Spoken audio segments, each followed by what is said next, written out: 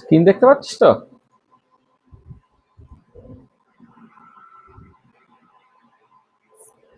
আচ্ছা, ঠিক আছে, দাঁড়া এক সেকেন্ড।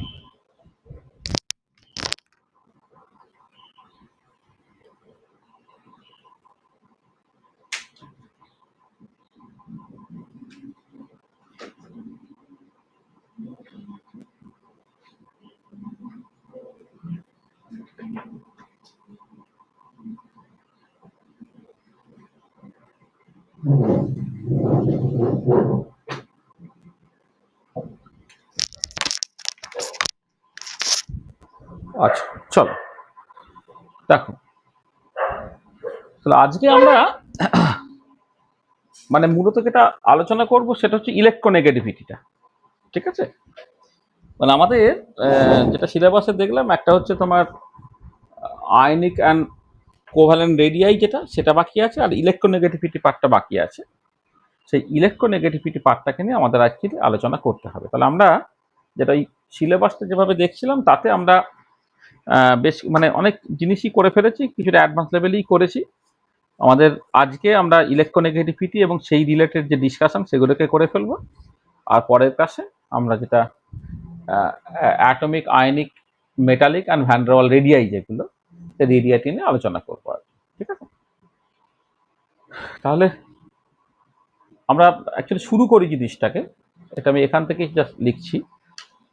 দেখো, আমি একটু তাড়াতাড়ি করার জন্যে আমি কিছুটা রাফ পিপিটি একটুখানি বানিয়ে রেখেছি, তাতে আমাদের বলতে কিছুটা সুবিধা হবে।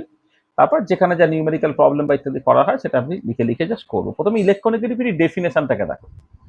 এটা হচ্ছে এই যে প্রথম পার্টে যেটা লেখা আছে সেটা বেসিক্যালি ডেফিনেশন। ইলেকট্রোনেগেটিভিটির ডেফিনেশনটা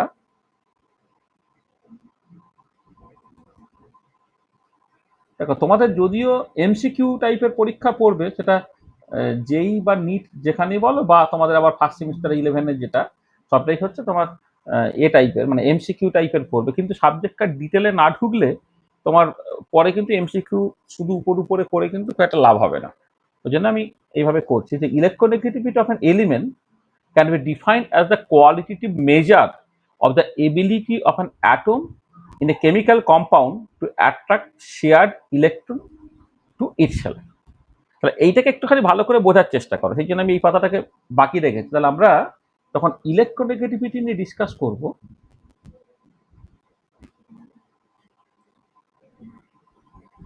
এই ইলেকট্রোনেগেটিভিটির সাথে বন্ডিং এর একটা বিশাল সম্পর্ক আছে।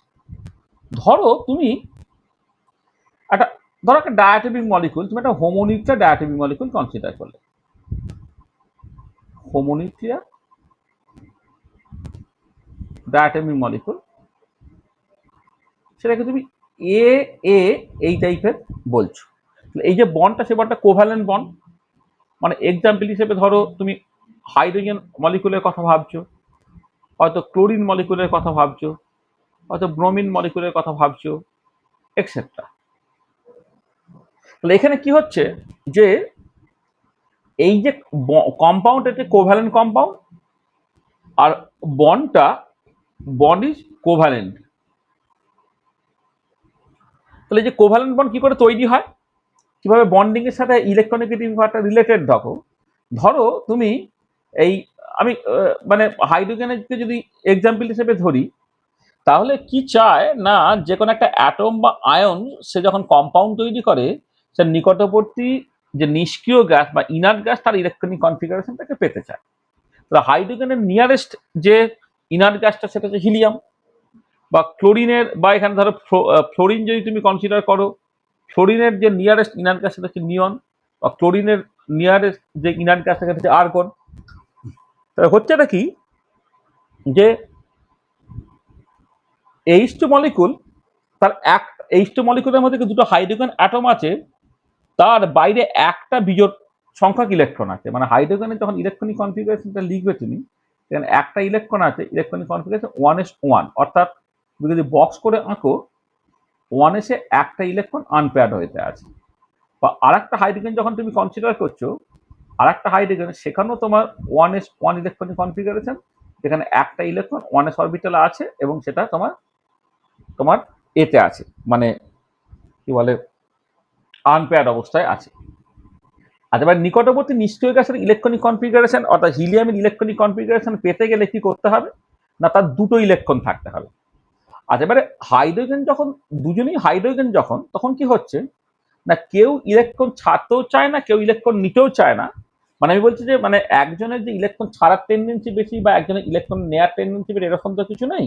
যা কিছু টেন্ডেন্সি থাকে না কারণ দুজনের একই রকমের টেন্ডেন্সি।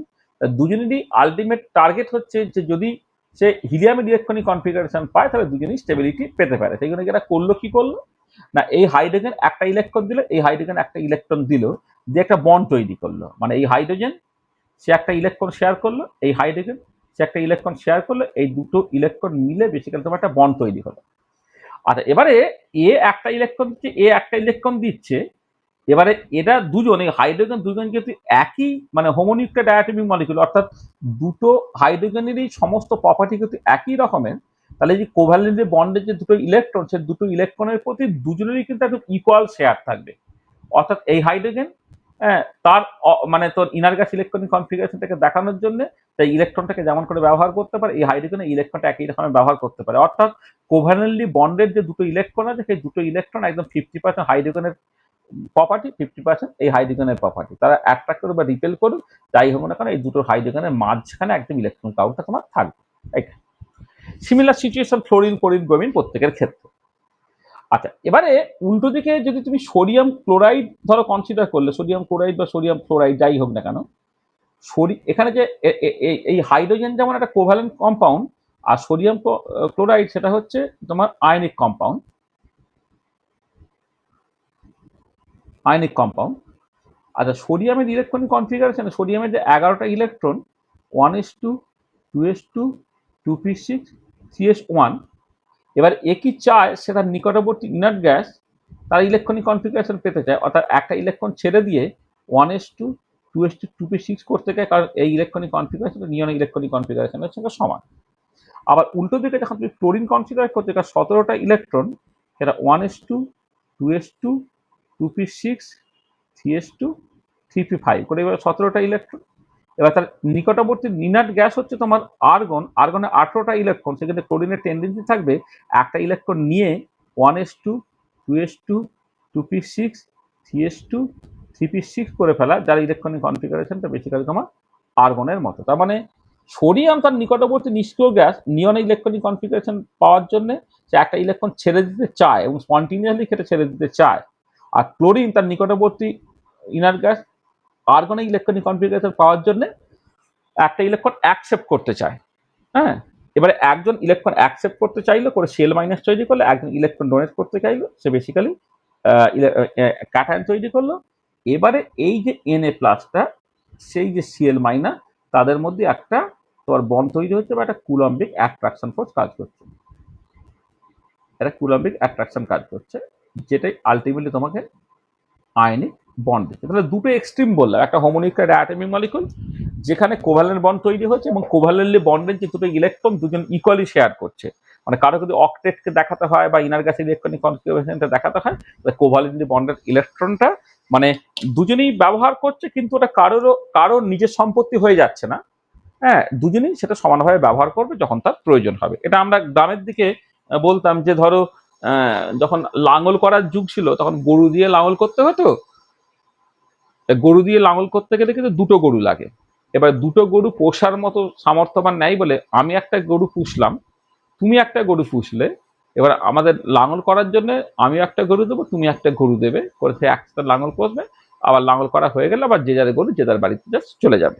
ঠিক আছে, তাহলে এই যে মানে শেয়ারিং করার ব্যাপারটা মানে কোভ্যালেন্ট বন্ডের সেটা আছে। আর আয়নিক বন্ডের ক্ষেত্রে সোডিয়াম সে তার স্বার্থ ছেড়েই মানে পুরোপুরি একটা ইলেকট্রনকে ছেড়ে দিচ্ছে, আর ক্লোরিন সেই ইলেকট্রনটাকে নিয়ে নিলে পার্মানেন্টলি করে সিএল মাইনাস তৈরি করলো। এবং তুমি যদি কোনো একটা সলিড কম্পাউন্ডের ক্ষেত্রে দেখো বা কোনো একটা সলিউশনের ক্ষেত্রে দেখো, দেখবে সোডিয়াম কিন্তু এনে প্লাস ফর্মেই থাকবে, ক্লোরিন তোমার সিএল মাইনাস ফর্মেই থাকবে। অর্থাৎ ক্লোরিন পুরোপুরিভাবে ইলেকট্রনটা নিজের দায়িত্ব নিয়ে নিয়েছে, সোডিয়াম পুরোপুরিভাবে একটা ইলেকট্রন ছেড়ে দিয়েছে, করে এনে প্লাস এবং সিএল মাইনাস তৈরি হয়েছে।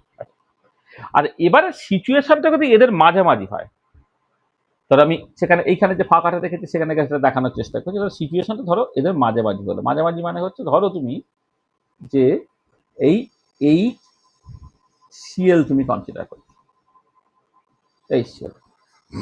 আচ্ছা, এবারে এই পার্টিকুলার কেসে যেটা হয় যে হাইড্রোজেন তার ওই ইলেকট্রনটাকে পুরোপুরি ছেড়ে দিয়ে H+ হওয়ার মতো সামর্থ্য নেই, বা ক্লোরিন একটা ইলেকট্রনকে পুরোপুরি নিয়ে তোমার Cl- অর্থাৎ আর্গনিক ইলেকট্রনিক কনফিগারেশন পাওয়ার কোনো সম্ভাবনা নেই।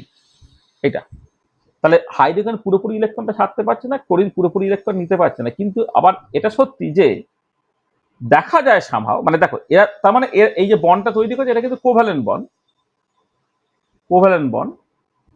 আর মলিকুলটা তোমার হচ্ছে হেটেরোনিউক্লিয়ার, হেটেরোনিউক্লিয়ার ডায়াটমিক মলিকুল।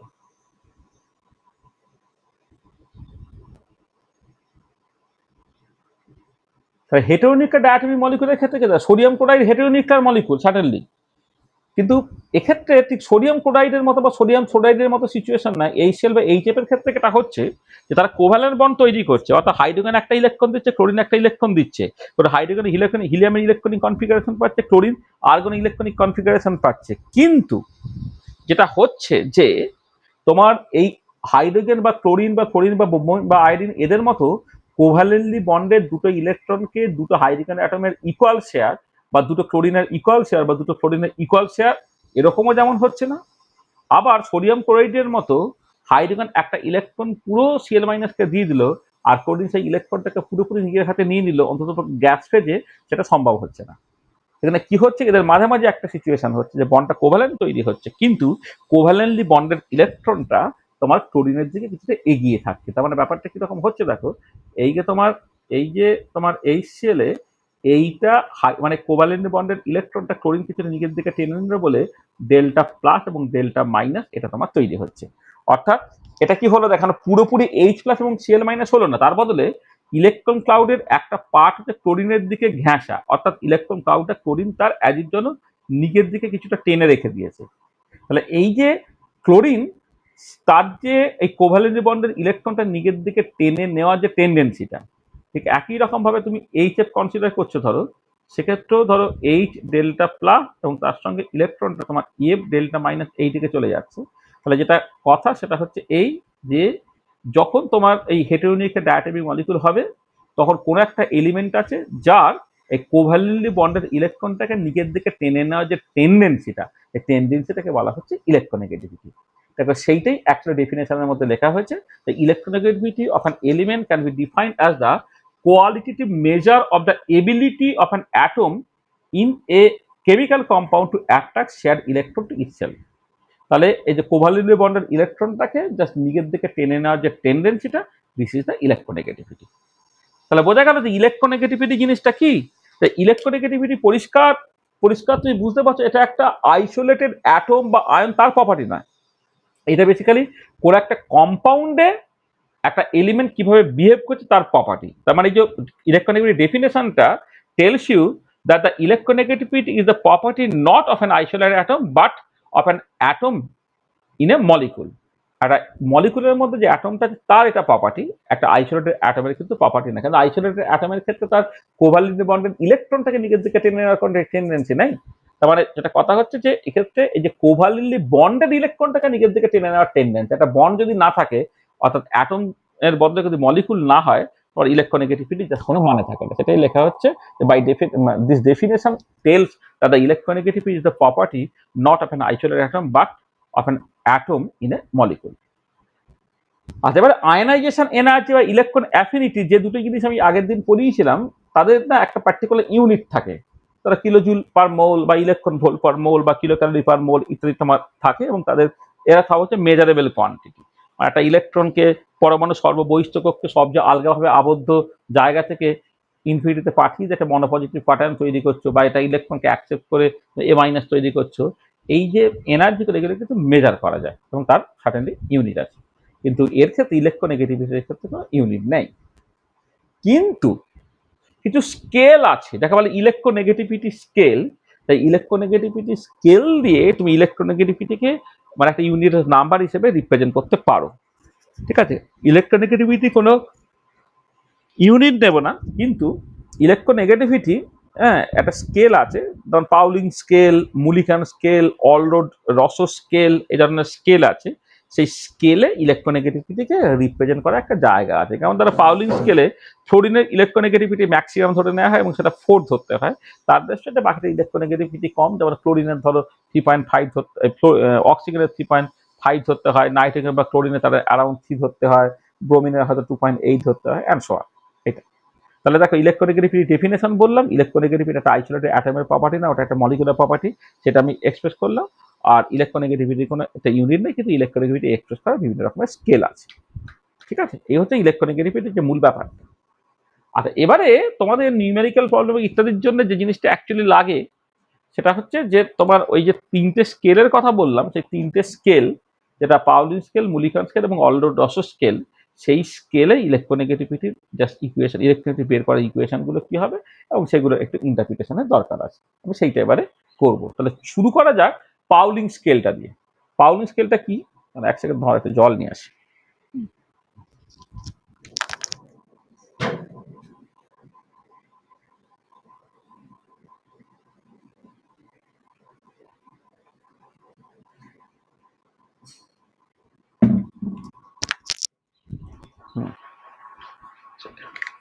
চলো পাউলিং স্কেলে চলে আসা যাক।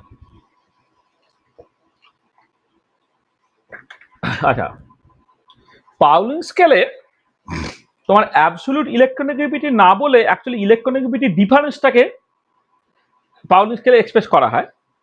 দেখো কি বলা হচ্ছে, পাউলিং স্কেলে যদি দুটো এলিমেন্ট ধরো এ আর বি, তারা একটা কোভ্যালেন্ট কম্পাউন্ড তৈরি করেছে, মানে ব্যাপারটা এরকম, ধরে নাও তোমার এই এ আর বি, এদের মধ্যে একটা কোভ্যালেন্ট বন্ড আছে, এ আর বি, এই দুটো এলিমেন্ট তারা অ্যাকচুয়ালি একটা কোভ্যালেন্ট বন্ড তৈরি করেছে।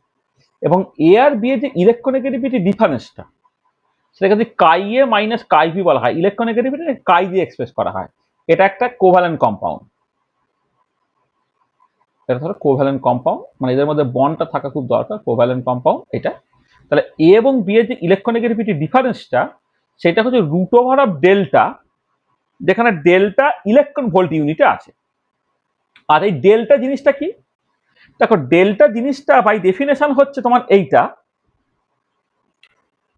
ডেল্টা বাই ডেফিনেশন হচ্ছে, ধরো যখন তোমার এ এবং বি তারা মিলে তোমার একটা কম্পাউন্ড তৈরি করছে, তাহলে এই যে কম্পাউন্ডটা এ বি একটা কম্পাউন্ড আছে, তার করসপন্ডিং একটা এনার্জি আছে। আর এমন হতে পারতো যে এ এ তারা দুজনে মিলে একটা হোমোনিউক্লিয়ার ডায়াটমিক মলিকিউল তৈরি করতে পারতো, অথবা বি বি তারা দুজনে মিলে একটা হোমোনিউক্লিয়ার ডায়াটমিক মলিকিউল তৈরি করতে পারতো। তাহলে এবারে এ বি এর যে করসপন্ডিং এনার্জিটা, সেটা আমি নাম দিচ্ছি ই এ বি। এ এ তার যে এনার্জিটা তার নাম দিচ্ছি ই এ এ, বি বি তার এনার্জিটার নাম দিচ্ছি ই বিবি। তাহলে ই এ বি এ এ এবং বিবি, এইটা দিয়ে তুমি একটা ডেল্টা ডিফাইন করছো, ডেল্টাকে বলা রেজোনেন্স এনার্জি। ঠিক আছে, রেজোনেন্স এনার্জি কি বলছে না, E for A B minus E for A plus E of BB by 2, this is the resonance energy. আর এই যে রেজোনেন্স এনার্জিটা এই এক্সপ্রেশনে কাই এ মাইনাস কাই বি তার এক্সপ্রেশনের মধ্যে আসবে। আচ্ছা, একটা এক্সেপশন আছে, যদি তুমি, এটা জেনারেলি সমস্ত ক্ষেত্রেই সত্যি আগেরটা, রেজোনেন্স এনার্জি হচ্ছে E A B minus E A A plus E BB by 2। এইভাবে তুমি রেজোনেন্স এনার্জি ডেল্টাকে ডিফাইন করলে এবং ডেল্টাটা এই এক্সপ্রেশনে বসালে বসালে তোমার কাই এ এবং কাই বি তাদের ইলেকট্রোনেগেটিভ ডিফারেন্সটা বেরিয়ে যাবে। এখানে খেয়াল রাখবে ডেল্টা যে নিউমেরিক্যাল ভ্যালুটা নেবো সেটা কিন্তু ইলেকট্রন ভোল্টের ইউনিটে, মানে ই এ বিটা তোমাকে ইলেকট্রন ভোল্টে বা ই এ বা ই বিবিটা ইলেকট্রন ভোল্টে নাও, chi A minus chi B root over of delta হয়ে যায়। আচ্ছা, দেখা যায় যে অ্যালকালি মেটাল হ্যালাইডস গুলো তারা কিন্তু তোমার এই যে ডেল্টার এই ডেফিনেশনটা এবং তার consequently chi A minus chi B delta root over of delta, এটা ওবে করে না। তারা কি বলে যে রেজোনেন্স এনার্জিটা অ্যাকচুয়ালি ঠিক ঠিক করে ডিফাইন হবে এইরকম ভাবে যে E A B minus root over of E A EB, মানে এখানে কি হচ্ছে ই এবি থেকে তোমার বেসিক্যালি এদের যে এরিথমেটিক মিনটা তুমি বাদ দিচ্ছ, এক্ষেত্রে তোমাকে যেটা হচ্ছে জিওমেট্রিক মিনটা তোমাকে বাদ দিতে হচ্ছে। ডেল্টা প্রাইম হচ্ছে E AB minus root over of E A into E BB. তার খেয়াল রাখো, যখন আমি পাউলিং স্কেলে ইলেকট্রোনেগেটিভিটি ডিফারেন্সটাকে ক্যালকুলেট করব, তখন কিন্তু ডেল্টার অ্যাকচুয়াল ভ্যালুটা তোমাকে বসাতে হবে। তাহলে অ্যালকালি মেটাল হ্যালাইডস হলে এইটা বসাবে, আর বাকি অন্যান্য যে কোনো কম্পাউন্ডের ক্ষেত্রে তুমি এটা বসাবে।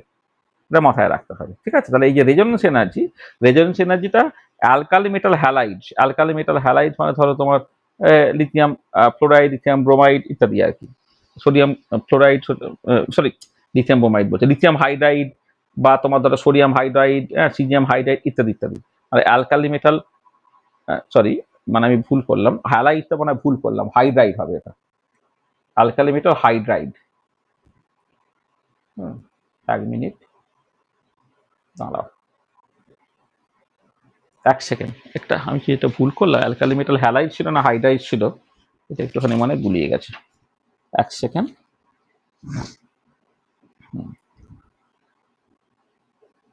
অ্যালকালি মেটাল হাইড্রাইড, হ্যাঁ এটা হ্যালাইড পড়ে গেছে, অ্যালকালি মেটাল হাইড্রাইড। হ্যাঁ, অ্যালকালি মেটাল হ্যালাইড গুলো আগের ইকুয়েশন ওবে করে হবে, অ্যালকালি মেটাল হ্যালাইডসটার জন্য তুমি রেজোনেন্স এনার্জি এই এক্সপ্রেশনটাকে ব্যবহার করো। তাহলে দেখো তাহলে কি হলো, তাহলে তোমাকে যখন নিউমেরিক্যাল প্রবলেম করতে দেবে তখন অ্যালকালি মেটাল হ্যালাইড যদি হাইড্রাইড যদি হয় তাহলে রেজোনেন্স তোমাকে ই A B, E A A, E বিবি এই এক্সপ্রেশনটা বলে দেবে, সেখান থেকে রেজোনেন্স এনার্জি ডেল্টা প্রাইমটা তুমি বের করে ফেলবে, যেটা E A B minus root over of E A A into E BB. আর অ্যালকালি মেটাল হাইড্রাইড বাদ দিয়ে বাকি যা খুশি হোক না কেন তাদের ক্ষেত্রে তুমি রেজোনেন্স এনার্জি এই ফর্মুলাটাকে ব্যবহার করবে, ই A B minus E A plus E BB by 2 এইটা। এবারে এইটা তুমি জাস্ট এই ইকুয়েশনে বসাবে, বসিয়ে তুমি এ এবং বি তাদের ইলেকট্রোনেগেটিভিটি ডিফারেন্সটা পেয়ে যাবে। আচ্ছা, তাহলে এই যে ডেফিনেশনটা পেলাম সেটা হচ্ছে ইলেকট্রন ভোল্টের ইউনিটে। আচ্ছা, ইলেকট্রন ভোল্ট থেকে তুমি কিলো জুলে যেতে পারো। হ্যাঁ, ইলেকট্রন ভোল্ট থেকে যদি তুমি কিলো জুলে যাও তাহলে 1 ইলেকট্রন ভোল্ট পার মলিকুলটাকে তুমি জাস্ট কিলো জুলে কনভার্ট করো। কিলো জুলে কনভার্ট করলে হ্যাঁ কি মানে এখানে হচ্ছে এখানে এখানে যেটা বলা উচিত যে এইটা না, এইখানে এইখানে যে মানে the where delta is the electron volt per molecule. হ্যাঁ, মানে এখানে ইলেকট্রন ভোল্ট এটা পার মলিকুলে, সেখান থেকে তোমাকে যদি কিলো জুল পার মোলে বা কিলো ক্যালোরি পার মোলে তোমাকে এক্সপ্রেশনটা দেওয়া থাকে তাহলে কাই এ মাইনাস কাই বিটা হয়ে যাবে 0.10 রুট ওভার অফ ডেল্টা, বা কাই এ মাইনাস কাই বিটা হবে 0.208 into root over of delta. খেয়াল রাখো, তাহলে এখানে একটুখানি আমি তোমাকে একটু দেখাই 1 সেকেন্ড, তোমার না হলে মনে থাকবে না, তুমি হয়তো ভাববে যে এটা আন্দাজে হয়ে যাচ্ছে। দেখো এগুলো তোমরা নিজেরাই করে ফেলতে পারবে। ধরো আমি প্রথম যে এক্সপ্রেশনটাকে ব্যবহার করেছি, এই যে কাই এ মাইনাস কাই বি, মানে এ এবং বি এর ইলেকট্রোনেগেটিভিটি ডিফারেন্সটা chi A minus chi B আমি রুট ওভার অফ ডেল্টা লিখলাম, তো যেখানে ডেল্টা হচ্ছে resonance energy, delta is in electron volt per molecule, বানান করেই না দিচ্ছি, electron volt per molecule, molecule এটা। আর এবারে দেখো 1 ইলেকট্রন ভোল্ট মানে কত, 1.602 ইন্টু 10⁻⁻19 জুল এটা। আচ্ছা, এবারে তুমি যদি এইটাকে এক কাজ করো, এই মানে তুমি যদি এটাকে জুল পার মোলে কনভার্ট করো, ধরো ডেল্টাটাকে যদি জুল পার মোলে কনভার্ট করো তাহলে তোমাকে যেটা করতে হচ্ছে তোমার এই এইটাকে তোমাকে পার মোল করতে গেলে অ্যাভোগাড্রো নাম্বার দিয়ে ভাগ করতে হচ্ছে। তাহলে এটা হচ্ছে যে মানে delta in the unit of kilo জুলটা পরে বলবো, কিন্তু জুল পার মোলে আমি বের করি তাহলে কি বেরোচ্ছে সেটা না, 1.602 ইন্টু 10⁻⁻19 জুল, এটা 1 ইলেকট্রন ভোল্ট পার মলিকুল, তাকে গুণ করতে হবে অ্যাভোগাড্রো নাম্বার দিয়ে 6.023 ইন্টু 10⁻23 এইটা দিয়ে। এটা হচ্ছে মলিকুল মানে পার মোল আর কি, এটাকে এটা ঠিক আছে, এটা পার মোল, অ্যাভোগাড্রো কনস্ট্যান্ট দিয়ে গুণ করে দিলাম, তাহলে কত হচ্ছে দেখো 1.602 ইন্টু 6.023, এটা গুণ করলে কত বেরোয় বলো তো, 9.6,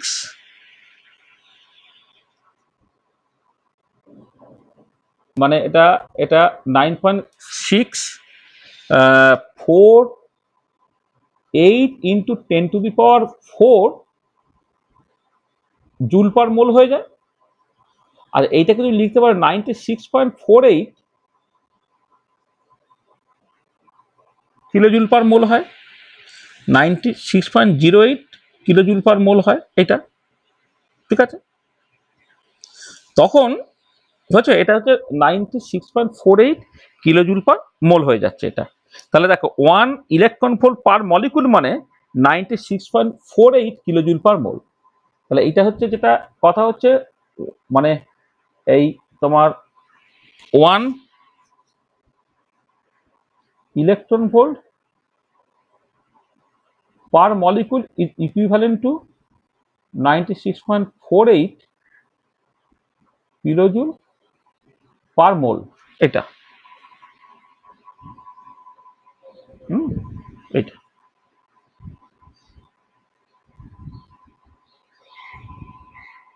এটা হলো। তাহলে তোমার তুমি এটাকে এইভাবে লিখতে পারো, তাহলে ধরো কাই এ মাইনাস কাই বি, এইটা মানে কাই এ মাইনাস কাই বি যদি রুট ওভার অফ ডেল্টা হয়, তাহলে কাই এ মাইনাস কাই বি তার স্কোয়ারটাকে তুমি লিখতে পারতে ডেল্টা, যেখানে ডেল্টা হচ্ছে তোমার ইলেকট্রন ভোল্টে। তাহলে এবারে এখানে তোমার গুণ হয়ে গেল 96.48 into chi A minus chi B, এইটা তার স্কোয়ারটা। এইখানে যখন এইখানে হচ্ছে ডেল্টাটা in electron volt per molecule, আর এইটা যখন তুমি 96.48 করে দেবে, এইটা হচ্ছে তোমার ডেল্টা হয়ে গেল, যেখানে ডেল্টাটা হচ্ছে ইন কিলোজুল পার মোল। তাহলে এখানে তুমি আগের মতো যদি করো কাই এ মাইনাস কাই বি, এইটুকু যদি লিখবে মনে করো, তাহলে সেটা হয়ে যাবে কত 1.96.48 তার square root into square root of delta. এটা আমি স্কোয়ার রুট করছি, স্কোয়ার রুট করে নিচে তোমার চলে যাচ্ছে, তার মানে এটা। আচ্ছা এইটা করে দেখো, এটা বেরোবে হচ্ছে 0.102 into root over of delta বেরোবে। এটা করে দেখো 1/96.48, এইটা করে তার স্কোয়ার রুট করো, করে বেরোবে 0.102, এইটা 0.102 এইটা। তাহলে এইভাবে যদি চেঞ্জটাকে করে দাও, তাহলে দেখো যেটা দাঁড়াচ্ছে যে কাই এ মাইনাস কাই বিটা 0.102 রুট ওভার ডেল্টা হচ্ছে। তা তোমাকে দেখতে হবে ডেটাটা কিসে দেওয়া আছে, ডেটাটা ইলেকট্রন ভোল্ট পার মলিকুল দেওয়া আছে নাকি কিলোজুল পার মোল দেওয়া আছে। যদি ইলেকট্রন ভোল্ট পার মলিকুল হয়, তাহলে এ এবং বি এর ইলেকট্রোনেগেটিভিটি ডিফারেন্সটা রুট ওভার অফ ডেল্টা এই রিলেশন দিয়ে রিলেটেড, যেখানে ডেল্টাটা হচ্ছে তোমার রেজোনেন্স এনার্জি। রেজোনেন্স এনার্জিটা বাই ডেফিনেশন হচ্ছে E A B minus E A plus E BB by 2। কিন্তু যদি অ্যালকালি মেটাল হ্যালাইডস হয়, তাহলে রেজোনেন্স এনার্জি হচ্ছে E A A B minus root over of E A E BB. আচ্ছা, ঠিক একই রকম করে যদি তুমি কিলোজুল থেকে কিলো ক্যালোরিতে আসো, দেখো কিলো জুল থেকে কিলো ক্যালোরিতে এলে কি হবে না, তুমি জানো এই যে এত কিলোজুল পার মোল, তাকে যদি তুমি কিলো ক্যালোরি পার মোলে আসো, এইটা divided by 4.18 kilo calorie per mole হয়ে যাবে। এবং এটা তখন বেরোবে কত, এই 96.48 কে যদি 4.18 দিয়ে ভাগ করো, 23.06 কিলো ক্যালোরি পার মোল হবে এইটা। তাহলে এটা যদি হয়, তাহলে ঠিক এইখানে এই একই রকম ভাবে ডেফিনেশন অনুযায়ী হচ্ছে তোমার এই 23.06 into chi A minus chi B তার স্কোয়ার, সেটা হচ্ছে তোমার ডেল্টার সঙ্গে সমান হবে। এখান থেকে কাই এ মাইনাস কাই বিটা সেটা হয়ে যাবে 1/√23.06 into root over of delta. আর এইটা যদি করো, সেটা উত্তরটা বেরোবে হচ্ছে তোমার 0.208 into root over of delta. এটা হচ্ছে কাই এ মাইনাস কাই বি এটা। তাহলে দেখো খেয়াল করে, তাহলে কি হলো না, কাই এ মাইনাস কাই বিটা যদি তোমার এই রেজোনেন্স এনার্জিটা কিলো ক্যালোরি পার মোলে থাকে, তাহলে এই হচ্ছে ডেফিনেশন। যদি কিলোজুল পার মোলে থাকে, তাহলে এই হচ্ছে ডেফিনেশন। আর যদি তোমার ইলেকট্রন ভোল্ট পার মলিকুলে থাকে, তাহলে দিস ইজ দ্য ডেফিনেশন। এবং দেখো এইখানে তিনটাকে আমি জাস্ট লিখে দিয়েছি।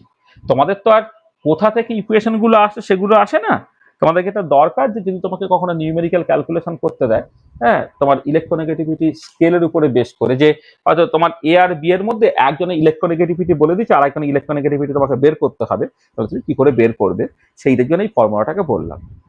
তাহলে দেখো এই ফর্মুলাগুলো বুঝতে পারলে কিনা সেটা বলো, যে এ এবং বি, হ্যাঁ, তাদের মধ্যে electronegativity difference root over of ডেল্টার সঙ্গে সমান যখন ডেল্টাটা ইলেকট্রন ভোল্ট পার মলিকুলে থাকবে। কাই এ মাইনাস কাই বিটা 0.102 রুট ওভার অফ ডেল্টা হবে যখন ডেল্টাটা কিলোজুল পার মোলে থাকবে, আর কাই এ মাইনাস কাই বিটা হচ্ছে 0.208 রুট ওভার অফ ডেল্টা থাকবে যখন ডেল্টাটা কিলো ক্যালোরি পার মোলে থাকবে। ডেল্টা হচ্ছে resonance energy, resonance energy by definition তুমি এটা পেয়ে গেছো। আর স্পেশাল কেসে যদি অ্যালকালি মেটাল হ্যালাইড হয় তাহলে এই হচ্ছে তোমার ডেফিনেশন। ঠিক আছে, আমি টোটাল জিনিসটাকে সামারাইজ করতে পারলাম, বুঝতে পেরেছো? কোনো অসুবিধা আছে? হ্যাঁ স্যার। আচ্ছা, দেখো সবাই দেখো, কারো যদি কিছু অসুবিধা থাকে বলো। ঠিক আছে,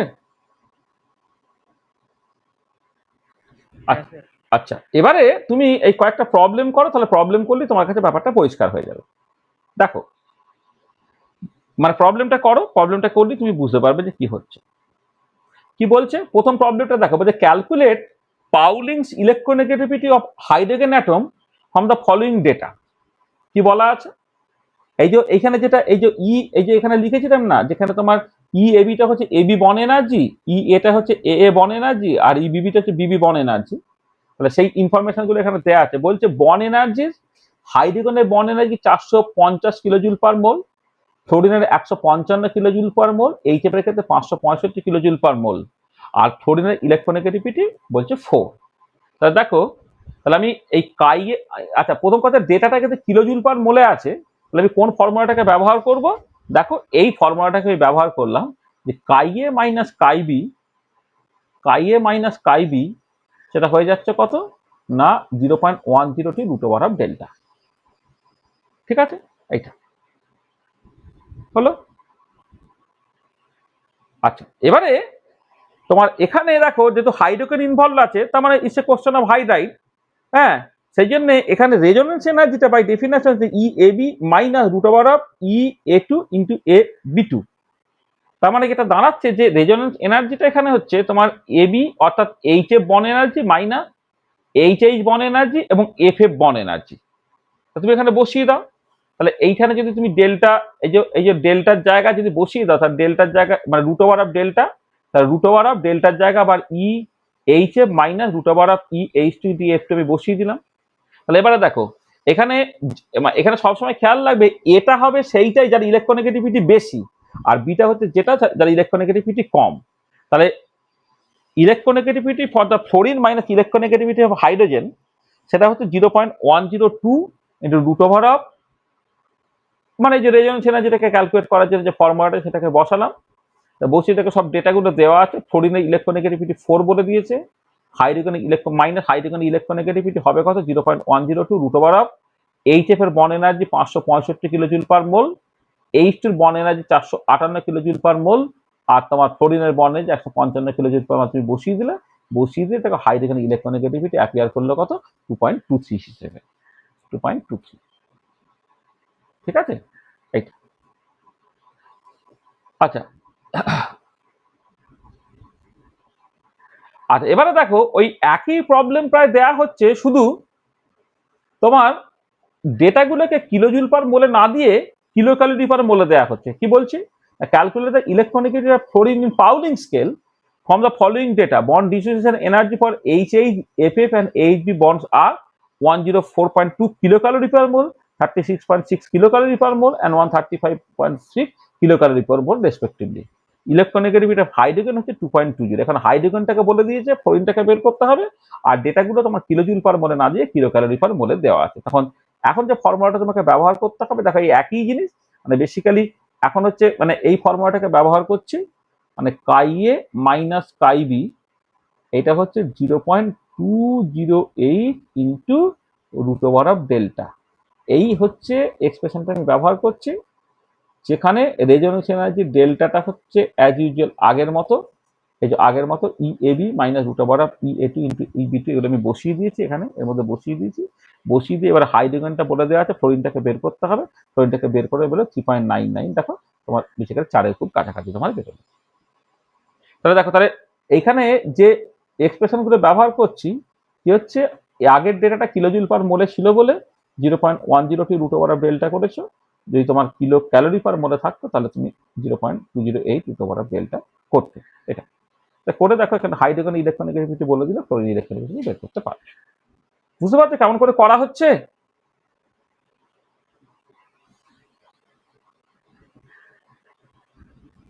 ঠিক আছে,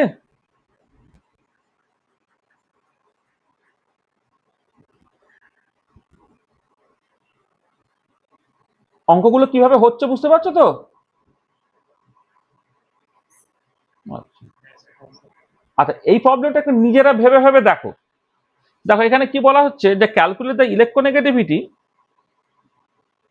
calculate the electronegativity of arsenic in arsenic fluoride, arsenous fluoride and arsenic fluoride given এই আর্সেনিক আর্সেনিক বন্ড এনার্জিটা হচ্ছে 146 kilojoule per mole, F F bond energy 155 kilojoule per mole, S F bond এনার্জিটা 484 kilojoule per mole in S F five, আর S F bond এনার্জিটা 406 kilojoule per mole in S F three. মানে মানে arsenic arsenic আর fluorine fluorine এদের bond dissociation এনার্জিগুলো একই রকম, কিন্তু আর্সেনিক এবং ফ্লোরাইডের মধ্যে যে বন্ড ডিসোসিয়েশন এনার্জিটা এস এফ ফাইভ তার একটা ভ্যালু, এস এফ থ্রি তার অন্য ভ্যালু। এটা এখানে তোমার ফ্লোরিনের ইলেকট্রোনেগেটিভিটি পাউন্ড স্কেলে বলে দেওয়া হচ্ছে 4। তাহলে দেখো এখানে ডেটাগুলো কিসে দেওয়া আছে, কিলোজুল পার মোলে। তাহলে কিলোজুল পার মোলে হলে তুমি কোন ডেফিনেশনটা বসাবে, এইটা chi A minus chi B equal to 0.102 into root over of delta, যেখানে ডেল্টাটা হচ্ছে তোমার এই বলে দেওয়া থাকছে। এটা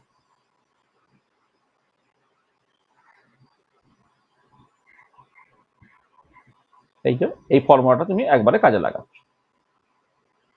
এটা ঠিক আছে। এটা তো দেখো তুমি এখানে তুমি করবে, করে দেখবে তোমার এই যে মানে একদম ফর্মুলায় বসাবে, ফর্মুলায় বসিয়ে ফ্লোরিনেরটা যদি 4 বলে দেওয়া আছে, আর্সেনিকেরটা তোমার বেরিয়ে যাবে। এটা এবারে তোমার এখানে এই যে মানে এই ডিফারেন্সটা 1.86 হলো, তাহলে এবারে তোমার আর্সেনিকেরটা হবে কত, এর ক্ষেত্রে তোমার ফ্লোরিনের ইলেকট্রোনেগেটিভিটি -1.86, সেটা 2.14 হয়ে যাচ্ছে। এটা এস এফ ফাইভে, আর এস এফ থ্রিতে ওটা হয়ে যাবে হচ্ছে 2.37। ঠিক আছে, তা দেখো তাহলে তুমি ওই মানে আমি এই 3টে প্রবলেম তোমায় করে দিলাম, হ্যাঁ, যেখানে এই পাউলিং স্কেলে ইলেকট্রোনেগেটিভিটি তুমি বের করতে পারছো। আচ্ছা, ঠিক আর একটা প্রবলেম এখানে আছে, সেই প্রবলেমটা তুমি চাইলে করতে পারো। হ্যাঁ, মানে ওই একই রকমের problem, using bond energy data given in the kilojoule per mole, determine the more ionic bond in HCl and suggest the mode of its dissociation in aqua solution। দেখো ব্যাপারটা হচ্ছে, এই কোশ্চেনটা খুব ভালো করে বোঝার চেষ্টা করো। দেখো এরকম একটা কোশ্চেন তোমাদের পরবর্তীকালে করতে হবে অ্যাসিড বেস বা ইত্যাদির ক্ষেত্রে। ধরো এইচওসিএল অ্যাসিড না বেস, কে বলবে বলো তো, এইচওসিএল অ্যাসিড না বেস বলো। এইচওসিএলটা অ্যাসিড না বেস, জানো? দেখো যদি তোমার এই ওএইচ বন্ডটা ভাঙে, মানে এইচ প্লাস এবং ওসিএল মাইনাস হিসেবে, মানে ওএইচ বন্ড, দেখো বোঝার চেষ্টা করো, যদি ওএইচ বন্ডটা বেশি আয়নিক হয়, এইভাবে ব্যাপারটা বোঝার চেষ্টা করো। এই যে এইচও বন্ডটা যদি বেশি আয়নিক হয়, তাহলে এইচ প্লাস এবং ওসিএল মাইনাস হিসেবে ভাঙবে, তখন সে অ্যাসিড হিসেবে বিহেভ করবে। আর ও সিএল এই বন্ডটা যদি বেশি আয়নিক হয়, তাহলে সিএল প্লাস আর ওএইচ মাইনাস হিসেবে ভাঙবে, তাহলে ওএইচ মাইনাস পাবে বলে সে তোমার বেসের মতো রোল প্লে করবে। এটা বোঝার চেষ্টা করো, ভালো করে বোঝো কোশ্চেনটা কি বলছে। বলছে using the bond energy data given in kilojoule per mole, determine the more ionic bond in HOCl. দুটো তো বন্ড আছে, তার মানে এই বন্ডটা বেশি আয়নিক, মানে এই বন্ডটা বেশি আয়নিক নাকি এই বন্ডটা বেশি আয়নিক, মানে ওএইচ বন্ডটা বেশি আয়নিক না ওসিএল বন্ডটা বেশি আয়নিক, এটা। And suggest the mode of dissociation aqueous solution, এবং এর উপরে বেস করে তোমার সলিউশন হচ্ছে কেমন করে ডিসোসিয়েট করবে, মানে এইচ প্লাস ওসিএল মাইনাস হিসেবে ডিসোসিয়েট করবে নাকি Cl plus O H minus হিসেবে ডিসোসিয়েট করবে। এটা আমি আবার যেটা বলছি, যে যদি ওএইচ বন্ডটা বেশি আয়নিক হয়, তাহলে এইচ প্লাস আর ওসিএল মাইনাস হিসেবে ডিসোসিয়েট করবে, তখন সে অ্যাসিডের রোল প্লে করবে। আর যদি এইচ ও সিএল এই ওসিএল বন্ডটা বেশি আয়নিক হয়, তাহলে সিএল প্লাস এবং ওএইচ মাইনাস হিসেবে ডিসোসিয়েট করবে, তখন সে বেসের রোল প্লে করবে। তাহলে ব্যাপারটা বুঝতে পারছো কি বলছি? কারো অসুবিধা হচ্ছে কি রে? না মানে বাকিদের কি ব্যাপারটা বুঝতে অসুবিধা হচ্ছে বলো? মানে কি অসুবিধা হচ্ছে কিনা বলো আগে, মানে একটুখানি ইন্টারাক্ট করো, ইন্টারাক্ট না এগুলো একটুখানি ইনভলভ জিনিসটা, মানে আগে প্রবলেমটা বোঝার চেষ্টা করো। বলছি যে ধরো HOCl, এই যে HOCl, HOCl দেখো এই বন্ডটা ভাঙলে কি দেবে, H plus plus OCl minus দেবে। আর HOCl এর ক্ষেত্রে এই বন্ডটা ভাঙে তাহলে কি দেবে, Cl plus plus OH minus দেবে। দেখো তার মানে প্রথম কথা হচ্ছে যদি এইরকম ভাবে ভাঙে তখন HOCl কি করবে, বিহেভস অ্যাজ অ্যান অ্যাসিড, কারণ অ্যাসিডই H প্লাস দিতে পারে। আর এইরকম ভাবে ভাঙলে HCl কিভাবে বিহেভ করবে, HCl বিহেভস অ্যাজ এ বেস। তার মানে HOClটা অ্যাসিড না বেস নির্ভর করবে কোনটা ডিসোসিয়েট করছে। আচ্ছা এবারে H প্লাস এবং OCl মাইনাস এইরকম ভাবে কখন ভাঙবে, যখন এই HO বন্ডটা মোর আয়নিক, তখনই তো H প্লাস এবং OCl মাইনাস হতে চায়। আর এই HOClটা কখন Cl প্লাস এবং OH মাইনাস হিসেবে ভাঙবে, তখন এই OCl বন্ডটা মোর আয়নিক। তার মানে HOCl এর ক্ষেত্রে তোমাকে যেটা করতে হবে যে H এবং অক্সিজেন তাদের ইলেকট্রোনেগেটিভিটি ডিফারেন্স, মানে ধরো অক্সিজেনের ইলেকট্রোনেগেটিভিটি এবং হাইড্রোজেনের যে ইলেকট্রোনেগেটিভিটি সেই ডিফারেন্সটাকে ক্যালকুলেট করতে হবে। আর পরেরটার ক্ষেত্রে তোমার ইলেকট্রোনেগেটিভিটি ফর অক্সিজেন আর ইলেকট্রোনেগেটিভ ফর ক্লোরিন সেটাকে বের করতে হবে। এখানে OH বন্ডের ইলেকট্রোনেগেটিভিটি ডিফারেন্স তোমাকে দেখতে হবে, আর OCl বন্ডের ইলেকট্রোনেগেটিভিটি ডিফারেন্স তোমাকে দেখতে হবে। দেখে তারপর তোমাকে ঠিক করতে হবে যে কোনটার ইলেকট্রোনেগেটিভিটি ডিফারেন্সটা বেশি, যার ইলেকট্রোনেগেটিভিটি ডিফারেন্সটা বেশি সেইটা ডিসোসিয়েট করে এবং সেই মতো করে সেই অ্যাসিড বা বেসের মতো রোলসে প্লে করবে। ঠিক আছে, হলো, বোঝা গেল?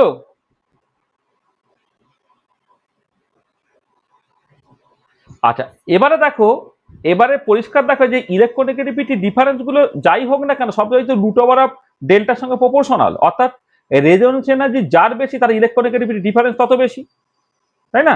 রেজোনেন্স এনার্জি যত বেশি তার ইলেকট্রোনেগেটিভিটি ডিফারেন্স তত বেশি। তা দেখো তুমি যখন করবে তখন এই যখন তোমার HO বন্ডের ইলেকট্রোনেগেটিভিটি ডিফারেন্স তুমি দেখবে, তখন HH বন্ড, OO বন্ড এবং HO বন্ড এই ইনফরমেশনটাকে বসিয়ে তুমি জাস্ট রেজোনেন্স এনার্জিটাকে ক্যালকুলেট করলে ফর, মানে তোমার OH বন্ডের যে রেজোনেন্স এনার্জি আর কি সেটাকে ক্যালকুলেট করলে সেটা বেরোলো কত, 212.02। আবার Cl বা OCl সেই বন্ডের রেজোনেন্স এনার্জি ক্যালকুলেট করার সময় তোমাকে কি করতে হচ্ছে না, OCl যে বন্ড, এই যে OCl বন্ড তার বন্ড এনার্জি লাগছে, OO বন্ড এনার্জি লাগছে, আর Cl বন্ড এনার্জি লাগছে, সেটাকে বসালে বসিয়ে তুমি এদের রেজোনেন্স এনার্জিটা ক্যালকুলেট করে ফেললে এটা, এবং বেরোলো কত 33.1। এবং পরিষ্কার দেখতে পাচ্ছ OH বন্ডের ক্ষেত্রে রেজোনেন্স এনার্জি কিন্তু বেশি, তাহলে OH বন্ডের মধ্যে ইলেকট্রোনেগেটিভিটি ডিফারেন্সটা বেশি, অর্থাৎ ওই বন্ডটা বেশি আয়নিক। আর ClO এর ক্ষেত্রে রেজোনেন্স এনার্জি কম, মানে হচ্ছে Cl এবং ও এদের যে তোমার ইলেকট্রোনেগেটিভিটি ডিফারেন্সটা সেটা অনেক কম, হ্যাঁ সেখানে তারা লেস আয়নিক, সেখানে যখন ভাঙবে কোন বন্ডটা ভাঙবে, OH বন্ডটা ভাঙবে রাদার দ্যান OCl বন্ড ভাঙা। সেই জন্য HOCl সে কি হাইপোক্লোরাস অ্যাসিড বলে, একে বলে হাইপোক্লোরাস অ্যাসিড, সে অ্যাসিডের মতো বিহেভ করবে। ঠিক আছে, দেখো এইটা কিন্তু বন্ডিং এর একটা প্রবলেম করে দেওয়া হচ্ছে। আমি বারবার বলেছি যখন পিরিয়ডিক প্রপার্টি আমি পড়াচ্ছি, periodic property bonding S block P block element এইটা কিন্তু কম্বাইন হতে ব্যাপারটা আসবে, আমি কম্বাইন হতে ব্যাপারটাকে করছি। ঠিক আছে, বুঝতে পারলে?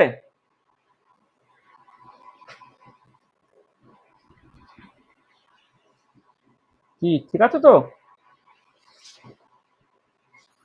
এইটা, তাহলে এই প্রবলেমটা খুব ভালো করে করবে তুমি। এবারে নেক্সট চলে এসো আর একটা যে স্কেল সেটা হচ্ছে মুলিকান স্কেল। ঠিক আছে, আচ্ছা মুলিকান স্কেলে ইলেকট্রোনেগেটিভিটিটাকে খুব সুন্দরভাবে ডিফাইন করা হয়। দেখো একটা জিনিস বোঝার চেষ্টা করো যে তুমি যখন আয়নাইজেশন এনার্জি বা ইলেকট্রন অ্যাফিনিটি নিয়ে কথাবার্তা বলো, আয়নাইজেশন এনার্জি বা ইলেকট্রন অ্যাফিনিটির ক্ষেত্রে কি হচ্ছে যে নিউক্লিয়াস কোন একটা পরমাণু সর্ববহিস্থ কক্ষে ইলেকট্রনটা যত বেশি অ্যাট্রাক্ট করবে, ইলেকট্রন আয়নাইজেশন এনার্জি তত বেশি হবে। বা পরমাণু সর্ববহিস্থ কক্ষে একটা ইলেকট্রন যত ইজিলি ঢুকবে, অর্থাৎ একটা ইলেকট্রন যে আগত এলো তাকে নিউক্লিয়াসে যত স্ট্রংলি অ্যাট্রাক্ট করবে ইলেকট্রন অ্যাফিনিটি তত বেশি হবে। অর্থাৎ আয়নাইজেশন এনার্জি এবং ইলেকট্রন অ্যাফিনিটি সেটা হচ্ছে পরমাণুর সর্ববহিষ্ঠ কক্ষের ইলেকট্রনটাকে নিউক্লিয়াস কত স্ট্রংলি নিজের দিকে আটকে রাখছে, কত টানছে সেটা। আর ইলেকট্রন নেগেটিভিটি দেখো কিছুটা ওরকমই, শুধু ইলেকট্রন অ্যাফিনিটি এবং আয়নাইজেশন এনার্জি করতে তোমাকে আইসোলেটেড গেসিয়াস অ্যাটম বা আয়ন কনসিডার করতে হয় শুধু। আর ইলেকট্রোনেগেটিভিটির ক্ষেত্রে ওটা বেসিক্যালি কোভালেন্টলি বন্ডেড ইলেকট্রনটার প্রতি তার অ্যাট্রাকশনটাকে বোঝাতে হয়। তার মানে মোদ্দা কথা যেটা হচ্ছে যে আয়নাইজেশন এবং ইলেকট্রন অ্যাফিনিটি দুটোই যদি বাড়ে সাডেনলি ইলেকট্রোনেগেটিভিটি বাড়বে।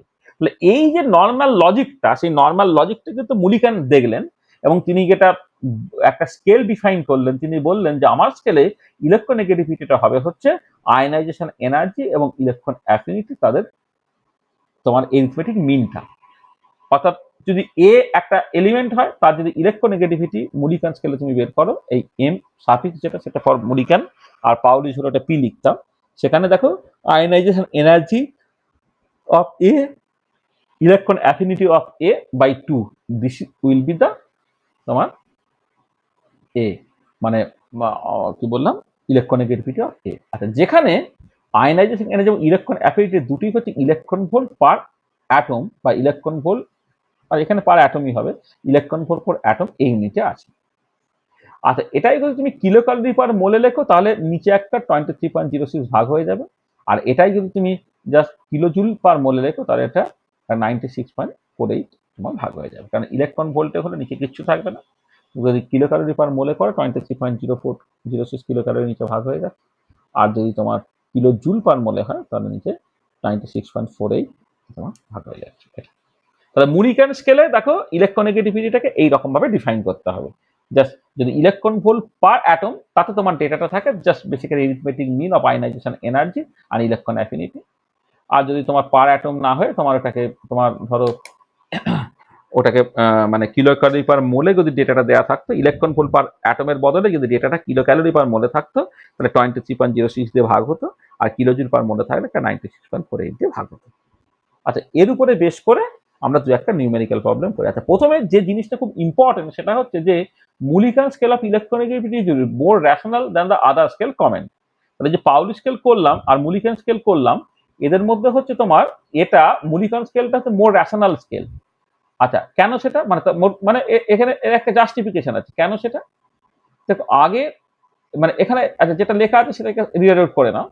কি বলা হচ্ছে না, বলা হচ্ছে যে Mulliken scale of electronegativity is more rational because it is based on the properties of the individual atom, not on the atom in a molecule. দেখো পাউলিং স্কেল বা ইত্যাদি যখন তুমি কনসিডার করছো তাহলে এই অ্যাটমটা যখন মলিকুলে থাকছে তখন তার প্রপার্টি হয়, আর এখানে যে মুলিকান স্কেলে যে ইলেকট্রোনেগেটিভিটি এটা একটা এলিমেন্ট, একটা অ্যাবসলিউট প্রপার্টি হিসেবে আমরা এখানে করলাম in terms of ionization energy এবং ইলেকট্রন অ্যাফিনিটি দিয়ে। This definition of electronegativity does not depend on any arbitrary relative scale, and hence it is often called the absolute electronegativity scale. মানে Pauling স্কেলে কিন্তু ফ্লোরিনটাকে চার ধরে নিয়ে তার মতো করে তোমাকে সব করতে হয়। ফ্লোরিনটাকে চার ধরে দেবে, চার ধরে নিয়ে সেই মতো করে তোমাকে সবকিছু করতে হবে, কিন্তু এক্ষেত্রে তোমার তোমার মানে আলাদা কোনো রেফারেন্স তোমার ধরার দরকার পড়বে না। আচ্ছা, একটা নিউমেরিক্যাল প্রবলেম করা যায়।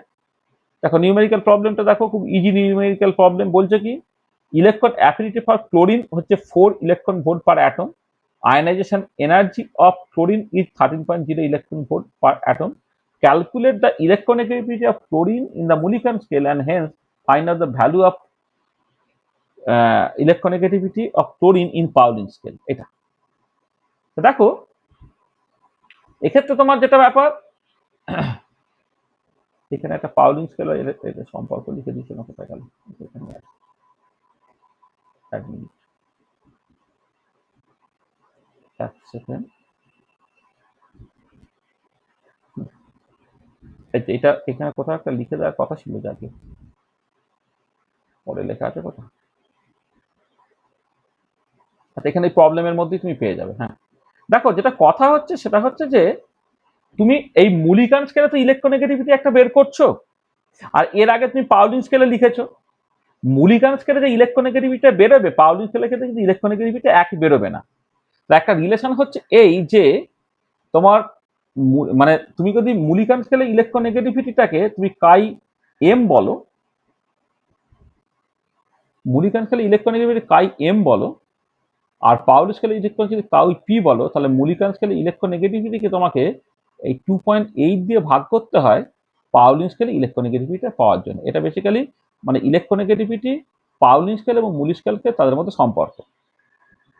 মানে আমাদের পাউলিন স্কেল মানে যে ডেটাগুলো দেওয়া থাকে দেখবে বিভিন্ন লিটারেচারে, এই যে ফ্লোরিনের ক্ষেত্রে 4, তারপরে তোমার অক্সিজেনের ক্ষেত্রে 3.5, ফ্লোরিনের ক্ষেত্রে হচ্ছে 3, এই যে ডেটাগুলো দেওয়া থাকে সেগুলো সবই পাউলিন স্কেলে দেওয়া থাকে। তাহলে আমি এখানে যেগুলো বের করলাম সেটা মুলিকান স্কেলে বের করলাম।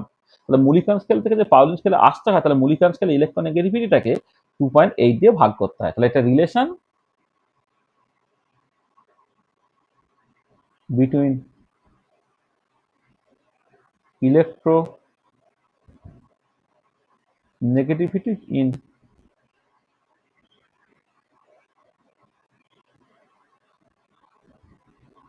পাউলিন স্কেল অ্যান্ড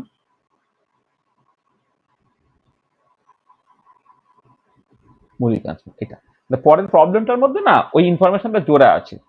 প্রথমে বলেছে calculate the electronegativity of chlorine in the Mulliken scale and hence find out the value of electronegativity of chlorine in the Pauling scale. দেখো electronegativity of chlorine in Mulliken scale, যেহেতু তোমার ডেটাগুলো হচ্ছে electron volt পার অ্যাটমে আছে, electron volt পার অ্যাটমে আছে, just simply arithmetic মিন করে দিলেই হতো। Electron affinity plus ionization energy by 2, electron affinity তোমার 4 দেওয়া আছে, আয়নাইজেশন এনার্জি 13 দেওয়া আছে, তাহলে 4 পার 13/2 ইলেকট্রন ভোল্ট পার অ্যাটম, তার মানে 8.5 ইলেকট্রন ভোল্ট পার অ্যাটম। এটা হয়ে গেল। এটা আচ্ছা, এবার electronegativity of fluorine in Pauling scale কি হবে না, যেটা তোমার বেরিয়েছে তাকে তোমার 2.8 দিয়ে ভাগ করে দিতে হবে। তাহলে হয়ে যাবে 3.03 ইলেকট্রন ভোল্ট পার অ্যাটম হয়ে গেল। এটা ইলেকট্রোনেগেটিভিটি ইন পাউলিন স্কেলে। এইটা মানে আসলে এইখানে তোমার অ্যাকচুয়ালি কোনো ইউনিট দেওয়ার কথা নয়, এইখানে তোমার ইউনিট লিখতে হয় ইলেকট্রন ভোল্ট পার অ্যাটম। এইটা যখন হবে তখন পাউলিন স্কেলে যাবো, তখন আর ইলেকট্রোনেগেটিভিটি কোনো ইউনিট লেখার দরকার নেই, যেটা 2.03 বেরিয়ে গেল। তার মানে যেটা পাউলিন স্কেলে যেটা বেরোবে তাকে তোমাকে ভাগ করে দিতে হবে 2.8 দিয়ে, সরি মুলিকান স্কেলে যেটা বেরোবে সেটাকে ভাগ করে দিতে হবে 2.8 দিয়ে, তাহলে তুমি পাউলিন স্কেলে ইলেকট্রোনেগেটিভিটি পেয়ে যাবে। এই রিলেশনটা তুমি মনে রাখবে। তাহলে মুলিকান স্কেলটা জাস্ট ইলেকট্রন অ্যাফিনিটি এবং আয়নাইজেশন এনার্জি তার এরিথমেটিক মিন হয়ে গেল, তার মানে যোগ করে তোমার 2 দিয়ে ভাগ হয়ে যাচ্ছে। এইটা তার একটা ইউনিট থাকবে obviously, electron affinity ionisation energy তাদের যেহেতু ইউনিট আছে ইলেকট্রন ভোল্ট পার অ্যাটমে, সেই জন্য মুলিকান স্কেলে যখন ইলেকট্রোনেগেটিভিটি বলবো তার একটা ইউনিট থাকবে। যখন পাউলিন স্কেলে বলবো তখন সেটা রেশিওটা মানে ইলেকট্রন ভোল্ট পার অ্যাটম, আর নিচে ইলেকট্রন ভোল্ট পার অ্যাটম কেটে কেটে যাবে, কেটে কেটে তোমার 3.03 আনতে হবে। আচ্ছা, সিমিলারলি আরেকটা প্রবলেম দেখো, আরেকটা প্রবলেম হচ্ছে তোমার, দেখো বলছে calculate the Mulliken electronegativity, calculate the molecular electronegativity of fluorine and chlorine from the given data। তো কি কি দেওয়া আছে এখানে, কিন্তু উত্তরগুলো কিলো ক্যালোরি পার মোলে দেওয়া আছে, এটা মাথায় রাখবে। তাহলে তোমার ফ্লোরিন এবং ক্লোরিনের জন্য আয়নাইজেশন এনার্জিটা বলে দিচ্ছে, ফ্লোরিনের ক্ষেত্রে 401.7, ফ্লোরিনের জন্য 299.1। আচ্ছা, ইলেকট্রন অ্যাফিনিটিটা ফ্লোরিনের ক্ষেত্রে 78.4 এবং ক্লোরিনের ক্ষেত্রে 83.5, সবই কিন্তু unit of kilo calorie per mole. Convert the value of those of Pauling scale using a suitable factor. তাহলে দেখো তুমি ফ্লোরিনের জন্য ইলেকট্রোনেগেটিভিটি বের করলে, আর পাউলিন স্কেলে তার ইলেকট্রোনেগেটিভিটিটা 2.8 দিয়ে ভাগ হয়ে গেল, 2.963 হয়ে গেল। আর ফ্লোরিনের ক্ষেত্রে তোমার ইলেকট্রোনেগেটিভিটিটাকে বের করলো, আর পাউলিন স্কেলে কি হয়ে যাবে সেটা তোমার 2.8 দিয়ে ভাগ করে 2.75 তোমার মানে। ঠিক আছে, বুঝতে পারলে? তাহলে কেমন করে মুলিকান স্কেলে ইলেকট্রোনেগেটিভিটি বের করতে হয় এবং মুলিকান স্কেল থেকে তোমার পাউলিন স্কেলে কি করে যেতে হয়, এটা কারো অসুবিধা আছে কি?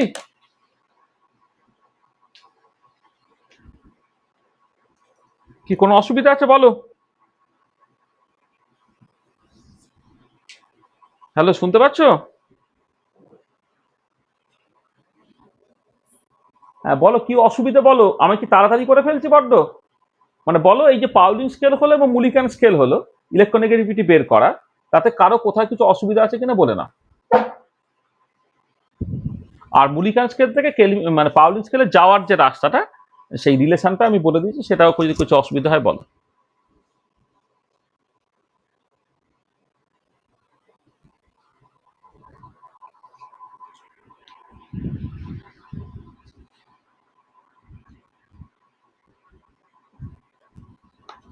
কিছু অসুবিধা নেই তো?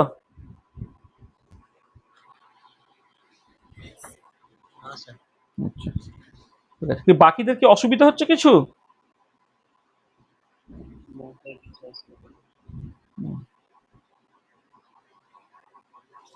আচ্ছা, চলো নেক্সট হচ্ছে অলরোড অ্যান্ড রসো স্কেল। দেখো অলরোড এবং রসো স্কেলে যে ইলেকট্রোনেগেটিভিটিটা, সেটা কাই এআর বলছি, সেটা ডেফিনেশনটা কি? 0.359 Z star by R covalent square. এখানে জেড স্টারটা এফেক্টিভ নিউক্লিয়ার চার্জ, মানে জেড স্টার যেটা, সেটা হচ্ছে তোমার এফেক্টিভ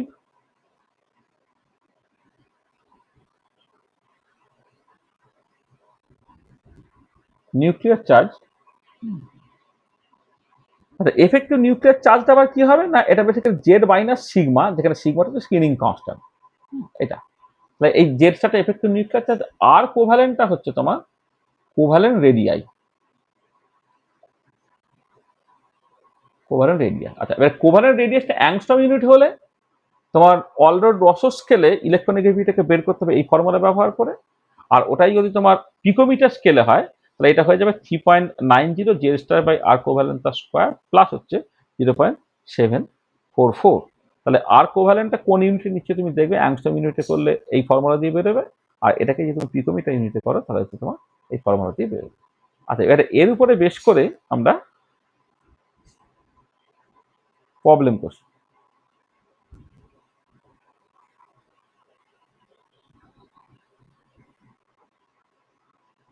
দেখো বলছে calculate the electronegativity of bromine atomic number 35 in the Allred Rochow scale. দেওয়া আছে যে তোমার কোভ্যালেন্ট রেডিয়াসটা বলে হচ্ছে 114 পিকোমিটার বলে দেওয়া আছে এটা। তাহলে দেখো তাহলে কি হচ্ছে, পিকোমিটারে মানে তুমি বেসিক্যালি এই ফর্মুলাটাকে, সেকেন্ড যে ফর্মুলাটা, সেকেন্ড ফর্মুলাটাকে ব্যবহার করবে। এই যে পরের যে ফর্মুলাটা আছে, এই ফর্মুলাটা তুমি ব্যবহার করবে। হ্যাঁ, কারণটা হচ্ছে দেখো, তো সবটাই পিকোমিটার ইউনিটে তোমার দেওয়া আছে। তাহলে এইটাকে বসাতে গেলে কোভ্যালেন্ট রেডিয়াসটা লাগবে, কোভ্যালেন্ট রেডিয়াসটা তোমার বলে দেওয়া আছে, আর কি লাগবে, জেড স্টারটা অর্থাৎ এফেক্টিভ নিউক্লিয়ার চার্জটা লাগবে। আর এফেক্টিভ নিউক্লিয়ার চার্জটা সেটা বেসিক্যালি তোমার জেড মাইনাস সিগমা। ব্রোমিনের ক্ষেত্রে তোমার এটা হচ্ছে কেন্দ্রে প্রোটনের সংখ্যা হচ্ছে 35 মানে সিগমাটাকে ক্যালকুলেট করো। দেখো আর মানে ব্রোমিনের ইলেকট্রনিক কনফিগারেশনটা কি না, আর্গনের ইলেকট্রনিক কনফিগারেশন তার 3d10 4s2 4p6 এইটা। তো যখন তুমি ক্যালকুলেট করবে তখন দেখো এই যে বাইরে ছটা দুটো আটটা ইলেকট্রন আছে, প্রত্যেকের কন্ট্রিবিউশন 0.35 করে। আর তার আগে এই যে 10টা ইলেকট্রন আছে তার জন্য হচ্ছে n-1 আগে 10টা ইলেকট্রন আছে তার জন্য 0.85 ইন্টু 10। আর তার আগে 18টা ইলেকট্রন আছে, 18 ইন্টু কি হলো এটা, ও সরি 1 মিনিট, ও এখানে তোমার এই ইলেকট্রনিক কনফিগারেশনটা একটুখানি মানে এটা এটা ভুল হয়েছে, আমি মুখে ভুল বললাম আর কি। মানে এখানে দেখো তোমার এটা তো এন, তার আগেরটা n-1, n-1 হচ্ছে 0.85 করে কন্ট্রিবিউট করবে। এর ইলেকট্রনিক কনফিগারেশনটা অ্যাকচুয়ালি একটু ভালো করে লেখা উচিত ছিল, 1s2 2s2 2p6 3s2 3p6 3d10 4s2 4p6। তাহলে এইটা হচ্ছে তোমার এন, আর এই পুরোটা হচ্ছে তোমার n-1। n-1 এ কটা ইলেকট্রন আছে, 18টা। 18টি ইলেকট্রন প্রত্যেকে কত করে কন্ট্রিবিউট করে না 0.85 করে। তার আগে কটা ইলেকট্রন রয়ে গেল না তোমার 6 2 8 10টা, এই 10টা বা প্রত্যেকে এক করে কন্ট্রিবিউট করছে, করে সিগমাটা বেরোচ্ছে 28.1। আমরা সেই স্ল্যাটার রুল পড়িয়েছিলাম, সেখানে স্ক্রিনিং কনস্ট্যান্ট বের করা শিখিয়েছিলাম। এই ফর্মুলা অনুযায়ী হচ্ছে যখন nth অরবিটালে কোনো একটা ইলেকট্রন থাকবে, সেটাকে যখন তুমি টার্গেট করছো সে কন্ট্রিবিউট করবে 0.35 করে, তার n-1 লেভেলে কন্ট্রিবিউট করবে হচ্ছে তোমার 0.85 করে, আর আরও এতে কন্ট্রিবিউট করবে হচ্ছে তোমার 1 করে। n-2 এবং তার বিলো হচ্ছে 1 করে কন্ট্রিবিউট করবে। ঠিক আছে, তাহলে তো ভালো। তাহলে এবারে দেখো তুমি সিগমাটা পেয়ে গেলে, তাহলে এফেক্টিভ নিউক্লিয়ার চার্জ যেটা, এফেক্টিভ নিউক্লিয়ার চার্জ জেড স্টারটা 35 মাইনাস 28.1, তাহলে 6.9 হয়ে যাচ্ছে। সেখানে electronegativity of bromine in the Allred Rochow স্কেলে কি হবে না, তুমি দেখো জাস্ট এটা 1 মিনিট, 1 মিনিট, আমার একটুখানি ভুল করা হয়েছে, এই ফর্মুলাটাতে একটু ভুল করেছি। ও ভুল কিছু করিনি, সরি, ভুল কিছু করিনি। দেখো এইখানে কি করেছি, এই আর কোভ্যালেন্টটা 114 পিকোমিটার মানে কত? 114 পিকোমিটার 1.14 অ্যাংস্ট্রম, তাই তো? 114 পিকোমিটার মানে 1.14 অ্যাংস্ট্রম। সেই জন্য আমি বেসিক্যালি আগের ইকুয়েশনটাকে কাজে লাগিয়েছি, আর কোভ্যালেন্টটা 114 পিকোমিটার থেকে 1.14 অ্যাংস্ট্রম এটাকে রিপ্লেস করে নিয়েছি। ঠিক আছে, তাহলে কত হলো? 0.359 into Z effective, Z effective এখানে হয়ে গেছে কত? 6.9 ডিভাইডেড বাই আর কোভ্যালেন্টটা স্কোয়ার, আর কোভ্যালেন্টটা হয়ে যাচ্ছে এই পার্টিকুলার কেসে 1.14, হ্যাঁ, অ্যাংস্ট্রমে, মানে এই ফর্মুলায় যদি বসাও, আর তারপরে হচ্ছে তার পথে একটা 0.744 যোগ হয়ে যাচ্ছে, করে টোটাল ইলেকট্রোনেগেটিভিটি বেড়েছে 2.65।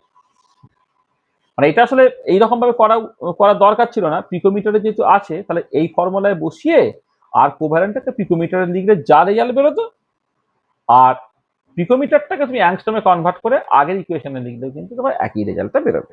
ওই জন্য এটা নিয়েও তো ভাবার কোনো দরকার নেই আর কি। ঠিক আছে, বুঝতে পারলে কেমন করে ক্যালকুলেট করা হলো অলরেড রস স্কেলে ব্রোমিনের ক্ষেত্রে ইলেকট্রোনেগেটিভিটি কেমন করে ক্যালকুলেট করা হলো? ঠিক আছে, ঠিক আছে, বুঝতে পেরেছো?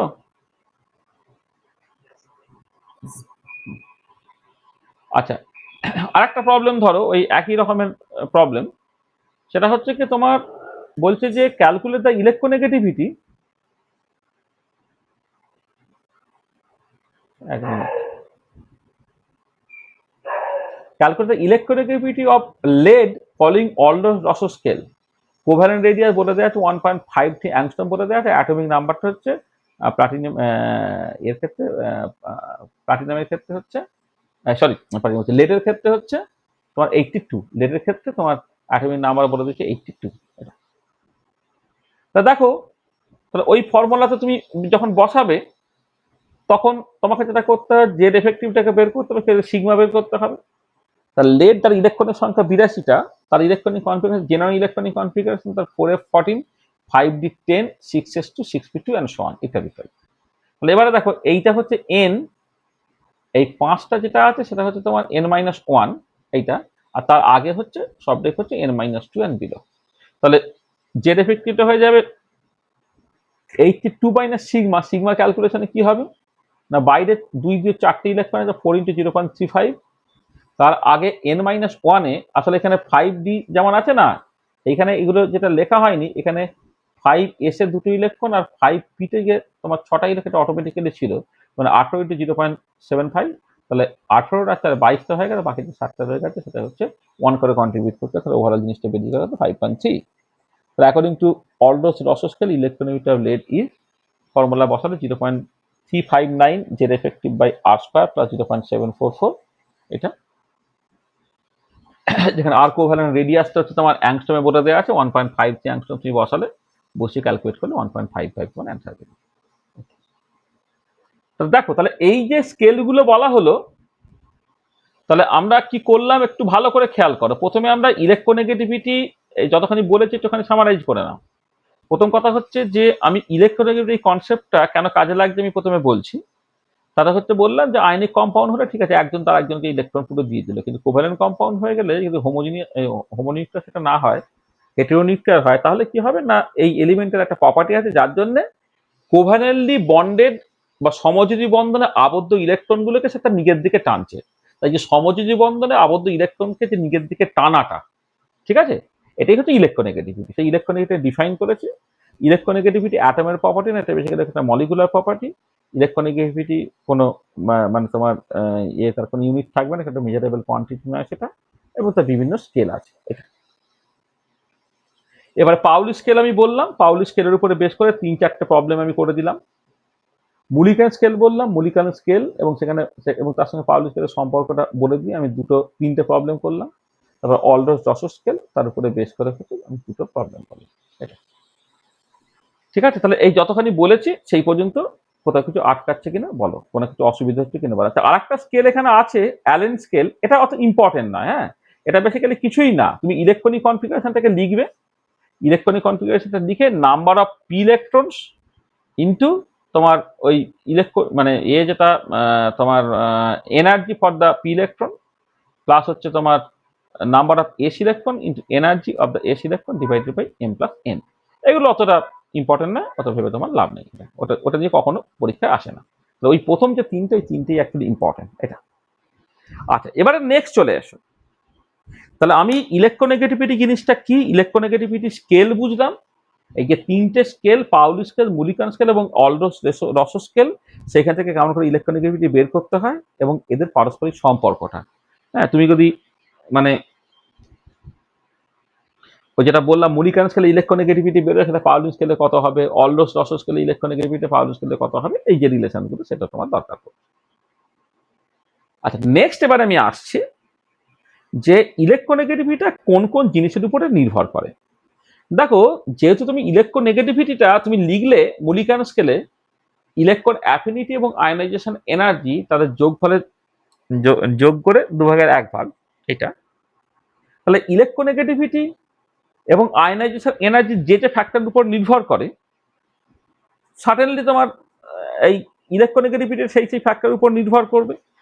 এছাড়া অলডোস রস স্কেলে কি হলো দেখো, অলডোস রস স্কেলে পরিষ্কার বুঝতে পারে যে এফেক্টিভ নিউক্লিয়ার চার্জ যত বেশি হবে, কোভালেন্ট রেডিয়াস যত কম হবে, তোমার দেখো ইলেকট্রোনেগেটিভিটি তত বেশি হবে। মানে এই এক্সপ্রেশনটা আরো এক্সক্লুসিভ, এখানে পরিষ্কার দেখতে পাওয়া যাচ্ছে এফেক্টিভ নিউক্লিয়ার চার্জ হচ্ছে তোমার যত বেশি হবে আর কোভালেন্ট রেডিয়াস যত কম হবে,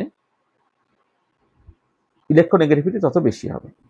ঠিক আছে, এই যে Z star by R covalent square, আর জেড স্টারটা উপরে আছে, তাহলে এফেক্টিভ নিউক্লিয়ার চার্জ বাড়লে তোমার ইলেকট্রোনেগেটিভিটি বাড়বে, আর ওর কোভালেন্টটা নিচে আছে, এইটা কমলে হচ্ছে এটা বাড়বে।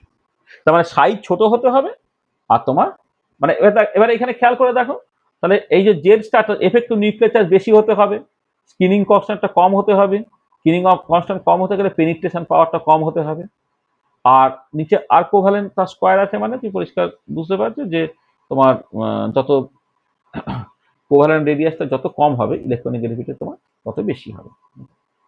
সেগুলি এখানে বলা হচ্ছে। মানে সাইজ অফ দ্য অ্যাটম, মানে ইলেকট্রোনেগেটিভ কার কার উপর নির্ভর করে, size of the atom, atom ছোট হলে ইলেকট্রোনেগেটিভিটি বেশি। এফেক্টিভ নিউক্লিয়ার চার্জ, তাহলে এফেক্টিভ নিউক্লিয়ার বেশি হলে ইলেকট্রোনেগেটিভিটি তোমার বেশি।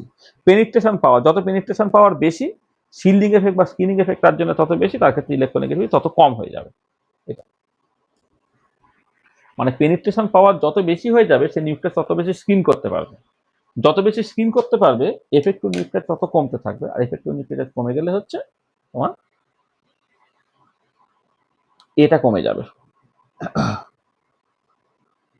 কি বললাম, আমি একটুখানি গুলিয়ে ফেললাম, আবার বলছি। মানে পেনিট্রেশন পাওয়ার যত বেশি হবে, স্কিন করার এবিলিটি তত বেশি হবে, এফেক্টিভ নিউক্লিয়ার চার্জ তত কমে যাবে, আর এফেক্টিভ নিউক্লিয়ার চার্জ কমে গেলে হচ্ছে ইলেকট্রোনেগেটিভিটি কমে যাবে। আচ্ছা, স্টেট অফ হাইব্রিডাইজেশন। হ্যাঁ, পরে তুমি পড়বে যে এই যে পিওর sp-df, এই অরবিটালে না ভেবে তোমার অনেক সময় যখন তৈরি হয়, কোভ্যালেন্ট বন্ড তৈরি হয় না, পিওর অরবিটাল গুলো অ্যাকচুয়ালি টেক পার্ট করে না, হাইব্রিডাইজ অরবিটাল তোমার অ্যাকচুয়ালি টেক পার্ট করে। হাইব্রিডাইজ অরবিটাল যদি টেক পার্ট করে, তাহলে আমরা হাইব্রিডাইজেশন পড়বো, মানে হাইব্রিডাইজেশন তো আমাদের 11-এর শুরুতে, তো একদম হয়তো পড়া হয়নি, আমরা যখন বন্ডিংটা পড়বো সেখানে পড়বো যে ধরো 3 রকমের হাইব্রিডাইজেশন আমি কনসিডার করছি, sp আর sp3। তাহলে sp-র ক্ষেত্রে এটা আমি হাইব্রিডেশন পরে পড়বো, মানে sp-র ক্ষেত্রে যেটা হচ্ছে, sp-র ক্ষেত্রে দেখো তোমার s মানে একটা s অরবিটাল একটা p অরবিটাল, তাদের লিনিয়ার কম্বিনেশন হচ্ছে, তো s এবং p এর কন্ট্রিবিউশন 50-50। sp2 এর ক্ষেত্রে একটা s অরবিটাল 3টে p অরবিটাল, তাহলে এই পার্টিকুলার কেসে s এর কন্ট্রিবিউশনটা হচ্ছে 33% এর মতো, আগেরটা 55%, এটা 33% এর মতো, আর s এ 3 যখন করবে 4/1 তো 25% এর মতো, অর্থাৎ এস ক্যারেক্টারটা sp3 থেকে sp2 থেকে sp এই বরাবর হচ্ছে এস ক্যারেক্টারটা তোমার বাড়ছে।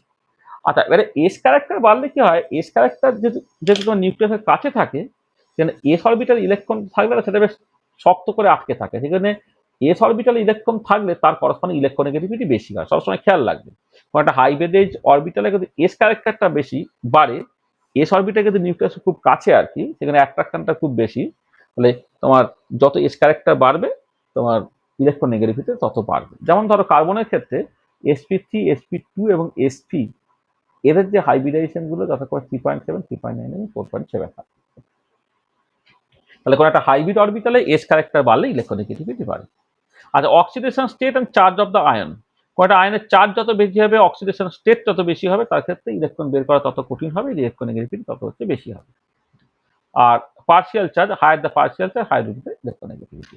মানে ধরো এই যে এইচ সেলের ক্ষেত্রে ডেল্টা প্লাস ডেল্টা মাইনাস বললাম, তো এখানে ডেল্টা প্লাস বা ডেল্টা মাইনাস পার্শিয়াল চার্জ, তাই যে ডেল্টা মাইনাসটা অনেকটা বেশি নিতে পারছো মানেই তুমি বুঝতে পারলে যে ও করসপন্ডিং বেশি ইলেকট্রোনেগেটিভ।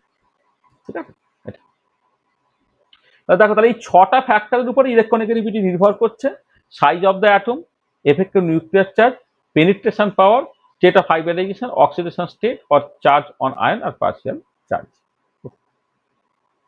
ঠিক আছে, বুঝতে পেরেছো ইলেকট্রোনেগেটিভিটি কোন কোন ফ্যাক্টরের উপর নির্ভর করছে এবং কেন এইরকম ভাবে নির্ভর করছে? ঠিক আছে।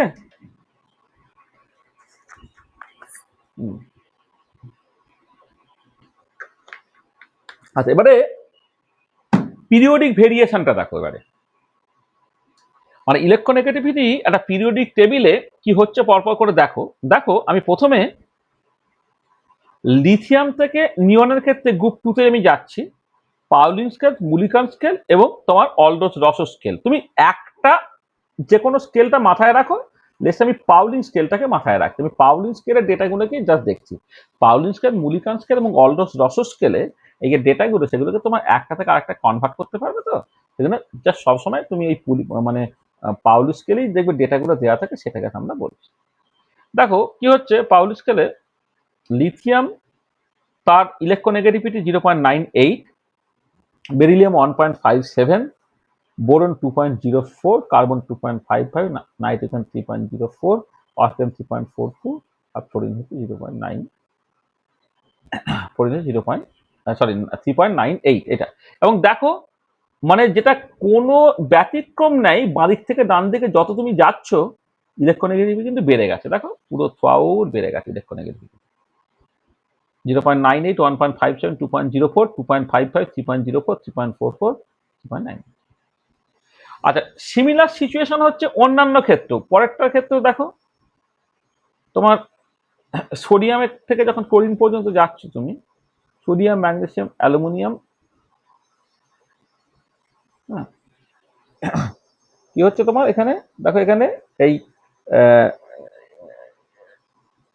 সোডিয়াম থেকে যখন ক্লোরিনের ক্ষেত্রে যাচ্ছ দেখো পরপর করে জিনিসটা কিন্তু বাড়ছে। তাহলে জেনারেল ট্রেন্ডটাই হচ্ছে এটা, পিরিয়ডিক টেবিলে বাঁদিক থেকে ডান দিকে গেলে ইলেকট্রোনেগেটিভিটিটা বাড়ে।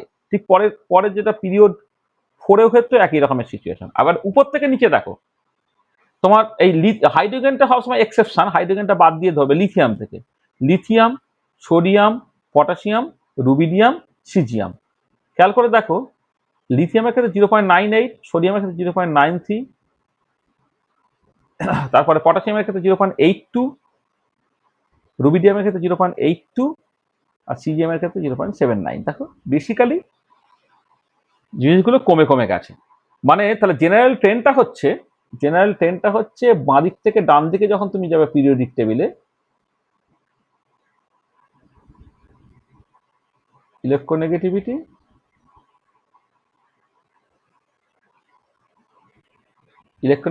ইনক্রিজেস। আর উপর থেকে নিচের দিকে যদি হয় তাহলে ইলেকট্রোনেগেটিভিটি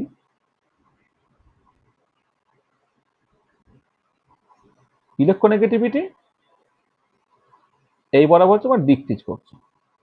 ওই যে আয়নাইজেশন পোটেনশিয়াল, ইলেকট্রন অ্যাফিনিটি সেগুলো কিন্তু ডিক্রিজ করে। তাহলে উপর থেকে নিচের দিকে ইলেকট্রনিক ডিক্রিজ, এটা হচ্ছে পিরিয়ডিক ট্রেন্ডটা। জেনারেল পিরিয়ডিক ট্রেন্ডটা হচ্ছে এইটা। তাহলে কোন একটা পিরিয়ডিক টেবিলে কোন একটা পার্টিকুলার পিরিয়ড বরাবর বাদিক থেকে ডান দিকে করে ইলেকট্রোনেগেটিভিটি ইনক্রিজ করে, যেন প্রথম দিকগুলো মেটাল, পরের গুলো নন মেটাল। আর অ্যাকচুয়ালি কোন একটা পার্টিকুলার পিরিয়ডিক মানে পার্টিকুলার যদি তুমি সিরিজ মানে কনসিডার করো, তোমার কি বলে কালাম কনসিডার করো আর কি, বা শ্রেণীগুলো গ্রুপগুলো কনসিডার করো, একটা পার্টিকুলার গ্রুপ বরাবর উপর থেকে নিচের দিকে ইলেকট্রোনেগেটিভিটি আবার ডিক্রিজ করছে। তাহলে পিরিয়ডিক ট্রেন্ডটা বুঝে গেছো। তোমার পিরিয়ডিক ট্রেন্ডটাও তো দরকার, মানে যেমন ইলেকট্রন অ্যাফিনিটি, আয়নাইজেশন এনার্জির ক্ষেত্রে পিরিয়ডিক ট্রেন্ডটা, পিরিয়ডিক্যালি বাদিক থেকে ডান দিকে গেলে কি হয়, উপর থেকে নিচের দিকে গেলে কি হয়, সেগুলো তুমি দেখতে পেলে। এবং এখানে মজা দেখো, যেটা ইলেকট্রন অ্যাফিনিটি বা আয়নাইজেশন এনার্জি ইত্যাদির ক্ষেত্রে হচ্ছে এই নাইট্রোজেনের জায়গায় একটুখানি তুমি স্পেশালিটি পেতে। কারণ নাইট্রোজেনের ক্ষেত্রে যেটা হয়েছিল যে তোমার ওই হাফ ফিল ইলেকট্রনিক কনফিগারেশন, এই সুবিধা টুবিধাগুলো ছিল আর কি। এখানে কিন্তু সেইটা অত প্রমিনেন্ট নয়। ইলেকট্রোনেগেটিভিটিটা দেখো পরপর লিথিয়াম থেকে ফ্লোরিন পর্যন্ত গ্র্যাজুয়ালি যেমন বাড়ার কথা বাড়ছেই আর কি, ঠিক উপর থেকে নিচের দিকে লিথিয়াম থেকে সোডিয়াম পর্যন্ত এটা কিন্তু আস্তে আস্তে আস্তে আস্তে তোমার ডিক্রিজ করছে ইলেকট্রোনেগেটিভিটি। ঠিক আছে, তা দেখো ঠিক আছে যা বলেছি এগুলো ঠিক আছে, ঠিক আছে। আচ্ছা, এবার এর ক্ষেত্রেও জেনারেল ট্রেন্ড যেটা, যখন ডি বা এ ব্লক এলিমেন্ট তুমি কনসিডার করবে, কিছু এক্সেপশন আছে, কিন্তু জেনারেল ট্রেন্ডটা হচ্ছে দেখো স্ক্যান্ডিয়াম 1.20 থেকে 1.3 টু 1.45 বাড়তে বাড়তে বাড়তে 1.75 পর্যন্ত গেছে। ঠিক এখানে তারপরে 3D এলিমেন্টটা থেকে 4D এলিমেন্টে যখন যাবে, তখন দেখো ইটারবিয়াম থেকে শুরু করে তুমি যখন সিলভার পর্যন্ত যাচ্ছ, 1.2 থেকে বেড়ে বেড়ে বেড়ে বেড়ে তোমার 1.9 অব্দি যাচ্ছে আর কি। আচ্ছা, এবারে এইখানে কিছু এক্সেপশন আছে, সেই এক্সেপশন গুলোর যে লজিকটা, সেই লজিকটা এখন তোমার একটু বুঝতে অসুবিধা হবে, আমি একটু পরে আসছি, তাহলেই তোমাকে লজিকটা বুঝিয়ে দিতে পারবো। মানে এখানে তোমার ল্যান্থানাইড কন্ট্রাকশন বলে একটা ব্যাপার আছে, সেটাকে মাথায় রাখতে, মানে এক্সেপশন গুলো খেয়াল করে দেখো। দেখো scandium, titanium, vanadium, chromium, manganese, iron, cobalt, nickel, copper, zinc, দেখো 1.3 থেকে 1.5 বাড়লো, 1.5 থেকে 1.6 বাড়লো, 1.6 থেকে 1.7 বাড়লো, কিন্তু ম্যাঙ্গানিজে গিয়ে দেখো হঠাৎ করে তোমার এটা কমে গেল। তারপর 1.5 থেকে 1.8 বাড়লো, 1.9 বাড়লো, হ্যাঁ 1.9 মোরালেস একই রইলো, ওপরে মোরালেস 9 রইলো। জিঙ্কের ক্ষেত্রে হঠাৎ করে আবার কমে গেল। তাহলে এই যে ট্রেন্ডটা, দেখো তোমাকে যদি আমি আজকে সাজাতে দিই আর কি, মানে এরকম তোমাকে এমসিকিউতে সাজাতে দেওয়া হলো, এই ডিটেল ডেটাগুলো না জানলে তুমি কিন্তু ভুল করে ফেলবে। হ্যাঁ, মানে তোমাদের এসপি ব্লক তাদের জন্যই ইউজুয়ালি পড়ে, হ্যাঁ, কিন্তু তোমার তো এরপরে যখন ইনঅর্গানিক কেমিস্ট্রি পারে, ডি এ ব্লক এলিমেন্টস তোমার আছে তো, তা ডি এ ব্লক এলিমেন্টসের তোমার এগুলো সব ডি ব্লক এলিমেন্টস আর কি। হ্যাঁ, স্ক্যান্ডিয়াম থেকে শুরু করে জিঙ্ক পর্যন্ত সব মানে তোমার D block element. D block এলিমেন্টের ক্ষেত্রে ইলেকট্রোনেগেটিভিটির ভেরিয়েশনটা দেখো, সেটা কিন্তু অনেক পিকুলারিটিস আছে আর কি, সেগুলোকে একটুখানি ইনফরমেশন হিসেবে মনে রাখতে হবে। মানে জেনারেলি বাদিক থেকে ডান দিকে বাড়ছে, জিঙ্কে গিয়ে হঠাৎ করে কমে যাচ্ছে, কিন্তু এটা তোমাকে খুব কেয়ারফুলি দেখতে হবে যে অনেক এক্সেপশন আছে। দেখো 1.7 এর পরে ম্যাঙ্গানিজ 1.5 হয়ে গেল, এটা কিন্তু কারোর বেরিয়েই গেল না, আর পরে তো আরোই ঝামেলা। দেখো 1.2, 1.4, 1.6, 1.8, 1.9, 2.2, 2.9 পর্যন্ত হলো রোডিয়ামের ক্ষেত্রে, তারপর আবার কমতে আরম্ভ করেছে 2.2, 1.9, 1.7, এটা কিছু যাচ্ছে। এটা সিমিলারলি পরেরটা ক্ষেত্রে থাকি। আর যখন তুমি ল্যান্থানাইটস কনসিডার করবে, ল্যান্থানাইটস আমরা পরে পড়াবো, এগুলো সব অ্যাক্টিনাইট, ল্যান্থানাইটস, এগুলো তোমার একটুখানি অসুবিধে। হ্যাঁ, এই ল্যান্থানামের পরবর্তী যে ল্যান্থানাইটস গুলো আছে আর কি, হ্যাঁ, তাদের ক্ষেত্রে দেখো এই তোমার 1.08, 1.07, 1.07, 1.07, এটা হচ্ছে গ্র্যাজুয়ালি বরং আস্তে আস্তে আস্তে আস্তে ওই যে খুব সামান্যই বেড়েছে করে 1.1 হয়ে গেছে, যখন ফুলফিল হয়ে যাবে তখন জিনিসটা আবার একটুখানি কমে গেছে। যাক, এবারে যেটা কথা হচ্ছে যে আমি ডেটাগুলোকে দিয়ে রাখলাম, এবারে এইগুলো না, এই যে ডি এ ব্লক এলিমেন্টস এর লজিক গুলো বোঝাতে গেলে অনেক সমস্যা হবে তোমার। হ্যাঁ, তুমি এই ইনফরমেশন গুলোকে রাখবে যখন তোমার কোন একটা এমসিকিউ থাকবে না, এই ডেটাগুলোর উপর ভরসা করবে। এই যে কোয়ালিটেটিভ যে ট্রেন্ডটা বলছি, ইলেকট্রোনেগেটিভিটি বাঁ দিক থেকে ডান দিকে গেলে বাড়ে, উপর থেকে নিচের দিকে গেলে কমে, এগুলো এসপি ব্লক এলিমেন্টস এর ক্ষেত্রে এগুলো কোয়াইট কমন, এবং দেখো প্রায় কোনো এক্সেপশন নাই।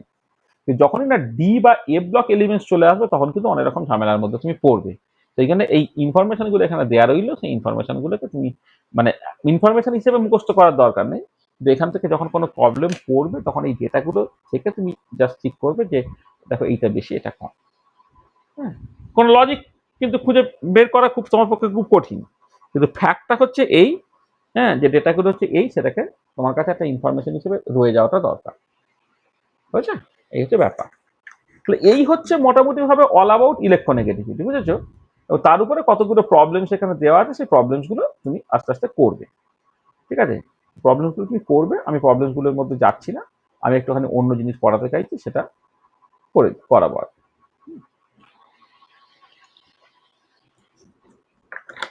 তাহলে বলো, ইলেকট্রোনেগেটিভিটিটা আমি একটু ডিটেলে বললাম, কেননা মানে মানে মূল ইলেকট্রোনেগেটিভিটি দেখো এমনিতে ইলেকট্রোনেগেটিভিটির উপরে বেস করে কিন্তু এরপরে আয়নিক এবং কোভ্যালেন্ট বন্ডিং, এই যে হাইড্রোজেন বন্ড, ডাইপোল মোমেন্ট, এই পুরো জিনিসগুলো কিন্তু ইলেকট্রোনেগেটিভিটির উপর বেস করে আছে, যে কেউ আয়নিক কম্পাউন্ড তৈরি করবে নাকি কোভ্যালেন্ট বন্ড তৈরি করবে। কোভ্যালেন্ট বন্ড তৈরি করলে সেটা পোলার হবে নাকি নন পোলার হবে, যদি পোলার হয় তাহলে তার ডাইপোল মোমেন্ট কত হবে, আর যদি পোলার বা নন পোলার হয় তাহলে তার পোলারাইজিবিলিটি কত হবে, সে আদৌ হাইড্রোজেন বন্ড করবে কি করবে না, হ্যাঁ, বা যখন ডিসোসিয়েট করবে সে কি ফর্মে ডিসোসিয়েট করবে, এইচসিএল অ্যাসিডিক না বেশি। এই যে পুরো জায়গাগুলো সবটাই কিন্তু দাঁড়িয়ে আছে ইলেকট্রোনেগেটিভিটি তার উপরে। এবং যেটা ইম্পর্টেন্ট যে কোথাও কোথাও এই ইলেকট্রোনেগেটিভিটি যে ডেটাটা পাউলিং স্কেলে সেটা তোমার ইম্পর্টেন্ট হয়ে পড়ে। হ্যাঁ, পাউলিং স্কেলে যে ইলেকট্রোনেগেটিভিটির যে ডেটাগুলো মানে কোনটা 4, কোনটা 3.5, কোনটা 3, কোনটা 2, কোনটা 2.1, এগুলো অ্যাকচুয়ালি খুব ইম্পর্টেন্ট হয়ে পড়ে যখন কোনো একটা রিয়াকশন তুমি কনসিডার করবে। তার পোলার মিডিয়ামে সে কোন ফর্মে থাকবে, আয়নিক ফর্মে না পোলার মানে তোমার ডিসোসিয়েট করে থাকবে নাকি জাস্ট এমনি একসাথে কোভ্যালেন্ট কম্পাউন্ডের মতো থাকবে, এই পুরো ইনফরমেশনগুলো কিন্তু ইলেকট্রোনেগেটিভিটির সাথে কিন্তু অ্যাসোসিয়েটেড। এরপরে যখন অর্গানিক কেমিস্ট্রি পড়বে, অর্গানিক কেমিস্ট্রি দেবে ইন্ডাকটিভ এফেক্ট বলে একটা পড়বে তুমি। তাই ইন্ডাকটিভ এফেক্ট যে জিনিসটা, সেই ইন্ডাকটিভ এফেক্টটাও কিন্তু তোমার এই ইলেকট্রোনেগেটিভিটি বুঝতে তবেই তুমি জাস্ট সেটা বুঝতে পারবে।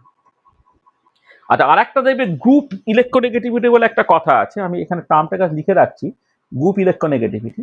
অনেক সময় না একটা গ্রুপের অ্যাজক হলে একটা ইলেকট্রোনেগেটিভিটি ডিফাইন করা হয়, এটা আমি নামটাকে লিখে রাখছি, এটা গ্রুপ ইলেকট্রোনেগেটিভিটি। আচ্ছা, আসলে গ্রুপ ইলেকট্রোনেগেটিভিটি জিনিসটা কি জানো তো, তোমার মানে দেখবে যখন অর্গানিক কেমিস্ট্রিতে এটা পার্টিকুলারলি দেখতে পাওয়া যায় যে তোমার বিভিন্ন রকমের অ্যালকিল গ্রুপ বা অ্যালাইল গ্রুপ আছে, ধরো CH3 একটা গ্রুপ যাকে বলা হচ্ছে তোমার মিথাইল গ্রুপ, ঠিক আছে, এইটা। এবারে এখানে এই যে আমি যা ইলেকট্রোনেগেটিভিটি ডিফাইন করলাম, একটা এলিমেন্টের জন্য ইলেকট্রোনেগেটিভিটি ডিফাইন করলাম, তো একটা পার্টিকুলার এলিমেন্টের জন্য ইলেকট্রোনেগেটিভিটি ডিফাইন করলাম আমি, কিন্তু ইলেকট্রোনেগেটিভিটি গ্রুপের সাথে, the CH3 group, CF3 group, COOH group, OH group, C6H5 group, এই গ্রুপের সঙ্গে অ্যাসোসিয়েট করতে পারি, ঠিক আছে। তাহলে কি হচ্ছে, তার ইলেকট্রোনেগেটিভিটি আমি ডেফিনেশনটা এইভাবে লিখছি, তার electronegativity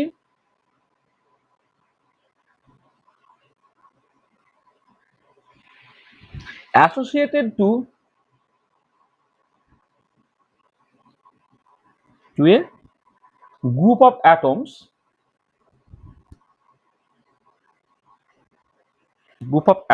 is called the group electronegativity.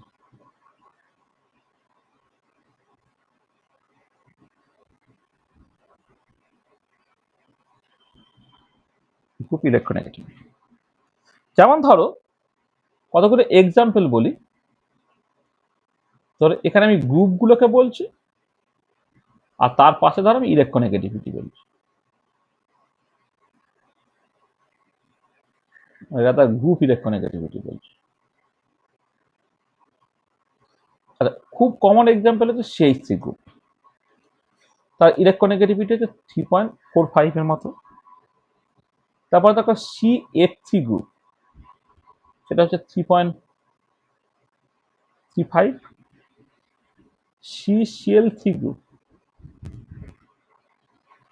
সেটা হচ্ছে 3.03। COOH, সেটা হচ্ছে তোমার বিভিন্ন কম্পাউন্ডের ক্ষেত্রে 2.8 থেকে 3.5 এর মধ্যে থাকে। NO2 গ্রুপ, সেটা হচ্ছে 3.4। C6H5 গ্রুপ,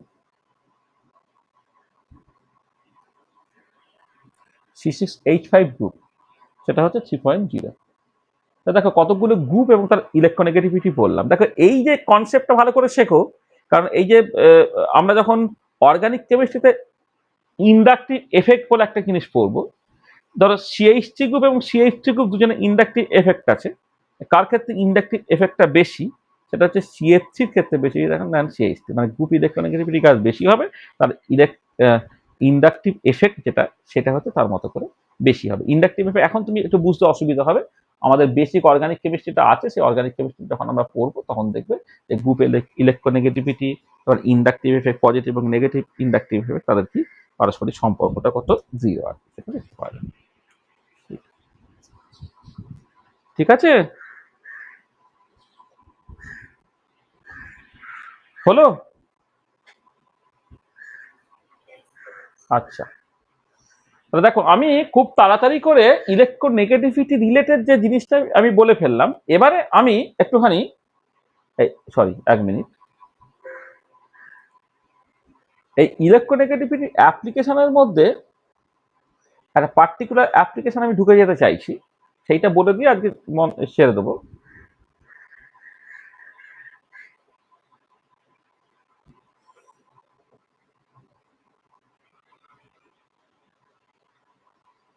সেটা হচ্ছে তোমার ডাইপোল মোমেন্ট। এই জিনিসটা একটু আমি এখানে শিখিয়ে দেবো এখানে এই context.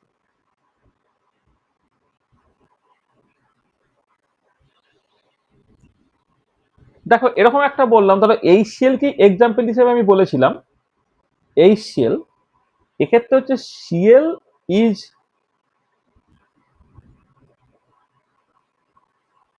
More electronegative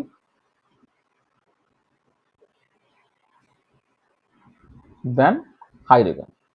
chlorine is more electronegative than hydrogen. তাহলে কি হবে, এই কোভ্যালেন্টলি বন্ডেড ইলেকট্রনটাকে ক্লোরিনটা নিজের দিকে টেনে নেবে বলে হাইড্রোজেনের মাথায় একটা ডেল্টা পজিটিভ চার্জ হলো, একটা একটা ক্লোরিনের মাথায় একটা ডেল্টা নেগেটিভ চার্জ হলো। ঠিক আছে, হাইড্রোজেনের মাথায় একটা ডেল্টা পজিটিভ চার্জ হলো আর ক্লোরিনের মাথায় একটা ডেল্টা নেগেটিভ চার্জ হলো। একটা ডায়াটমিক মলিকুলের ক্ষেত্রে এটা হচ্ছে। আচ্ছা, একটা চার্জ সেপারেশন তৈরি হলো এবং এদের দুজনের মধ্যে ধর একটা লেন্থ আছে, সেটা হচ্ছে ধর এল। ঠিক আছে, আচ্ছা এবারে ডাইপোল মোমেন্ট কিভাবে ডিফাইন হবে? Dipole moment is defined as, মিউটা হচ্ছে তোমার এই ধরে যে চার্জ সেপারেশনটা তৈরি হচ্ছে কিউ, তুমি বলো কিউ, তার সঙ্গে গুণ হচ্ছে তোমার এলটা, এই লেন্থটা, এই লেন্থ আমি ভেক্টর হিসেবে লিখলে হচ্ছে এইরকম ভাবে লিখলাম। আর এটাকে তুমি ম্যাগনিটিউড হিসেবে লেখো, জাস্ট সিম্পলি যে কোনো একটা চার্জ সেপারেশন তাকে এল দিয়ে গুণ করলে তোমার চলে যায়। তাহলে কি হচ্ছে, ডাইপোল মোমেন্টটা এইরকম ভাবে তুমি ডিফাইন করছো। ডাইপোল মোমেন্ট বাই ডেফিনেশন হচ্ছে এটা একটা ভেক্টর কোয়ান্টিটি, সেটা হচ্ছে চার্জ। চার্জ মানে তোমার বেসিক্যালি এই যে এখানে ডেল্টা পজিটিভ ডেল্টা নেগেটিভ যে কোনো একটা চার্জকে তোমার ধরতে হবে, এরও পরিমাণ যা এরও পরিমাণ তাই, যে কোনো একটা চার্জকে নাও এবং তাদের ডিস্টেন্সটাকে নাও। তো তার ম্যাগনিটিউডটা কত হবে, এই চার্জ সেপারেশনের যে কোনো একটা চার্জ তার সঙ্গে লেন্থ, এই গুণফলটা হবে। আচ্ছা এখানে কিন্তু ভেক্টর কোয়ান্টিটি একটা ডিরেকশন থাকতে পারতো। ডিরেকশনের ডেফিনেশনটা কি, যে কেমিস্ট কনভেনশনে ফিজিক্সের লোকেদের ডেফিনেশনটা না ডিরেকশনটা কিন্তু একদম আলাদা, মানে ফিজিসিস্ট কনভেনশনটা কিন্তু একদম আলাদা। কেমিস্ট কনভেনশন কি বলছে না, কেমিস্ট কনভেনশন বলছে যে ডিরেকশন অফ ডাইপোল মোমেন্ট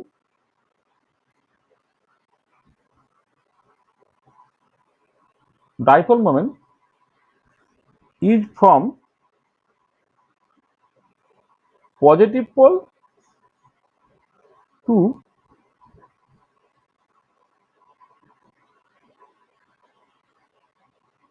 কি বললাম, direction of dipole moment is from positive pole to negative pole, মানে পজিটিভ থেকে নেগেটিভের দিকে। অর্থাৎ ধরো তুমি যখন এই সেলকে কনসিডার করছো, এই সেলের ক্ষেত্রে ডাইপোল মোমেন্টের ডিরেকশনটা কিন্তু এই বাঁ দিক থেকে ডান দিকে। ঠিক আছে, এটা বাঁ দিক থেকে ডান দিকে। বা ধরো তুমি এইচ এফ যখন কনসিডার করছো, সেটা হচ্ছে এদিক থেকে এদিকে। এগুলো হচ্ছে ডাইপোল মোমেন্টের ডিরেকশন। মানে এটা এরকম ভাবে করতে হয়, যেদিক থেকে যেদিকে একটা অ্যারো টানতে হয়, আর যে দিকটা পজিটিভ দিক সেখানে প্লাস সাইন বা এরকম করে কেটে দিলে একটা প্লাস সাইন তোমার হয়ে যাবে। এটা মানে হচ্ছে ডাইপোল মোমেন্টটা এইচ থেকে সিএল এর দিকে, এর ক্ষেত্রে এইচ থেকে মানে এফ এর দিকে, ইত্যাদি ইত্যাদি। ঠিক আছে, তাহলে এবারে এই ডাইপোল মোমেন্ট যেটা, ডাইপোল মোমেন্ট দেখো, যদি এটা ভেক্টর কোয়ান্টিটি, ডাইপোল মোমেন্ট কিন্তু একটা ভেক্টর কোয়ান্টিটি। এটা বলে নি যে mu is a vector quantity, সেই জন্য আমাকে ডিরেকশন নিয়ে মাথা ঘামাতে হচ্ছে, এবং ডিরেকশনটা কেমিস্ট কনভেনশনে পজিটিভ থেকে নেগেটিভের দিকে। ফিজিসিস্ট কনভেনশন কিন্তু একদম জাস্ট এর অপোজিট। ফিজিক্স কনভেনশনে কিন্তু ডাইপোল মোমেন্টটা ক্লোরিন থেকে এইচ এর দিকে যাবে, অর্থাৎ নেগেটিভ থেকে পজিটিভ দিকে। কিন্তু আমাদের হচ্ছে পজিটিভ থেকে নেগেটিভ দিকে, সেটা হচ্ছে তোমার ডাইপোল মোমেন্টের ডিরেকশন এটা। আচ্ছা এবারে দেখো, তার যে নর্মালি এসআই ইউনিটটা, এসআই ইউনিট অফ মিউ কি হবে, চার্জটা যদি কুলম্বে হয়, ডিস্টেন্স যদি মিটারে হয়, তাহলে কুলম্ব মিটার এটা। বা সিজিএস ইউনিটে যদি তুমি করো, CGS unit of dipole moment সেটা কি হবে, সিজিএস ইউনিটটা হচ্ছে তোমার ইএসইউ সেন্টিমিটার এটা। ডাইপোল মোমেন্ট চার্জ এবং ডিস্টেন্স এই গুণফল হিসেবে তুমি ডাইপোল মোমেন্টকে ডিফাইন করতে পারবে। আচ্ছা, এবারে কথাটা যেটা হচ্ছে সেটা হচ্ছে যে যখন তুমি কোনো একটা মলিকুল কনসিডার করবে, তাহলে ইন কেস অফ এ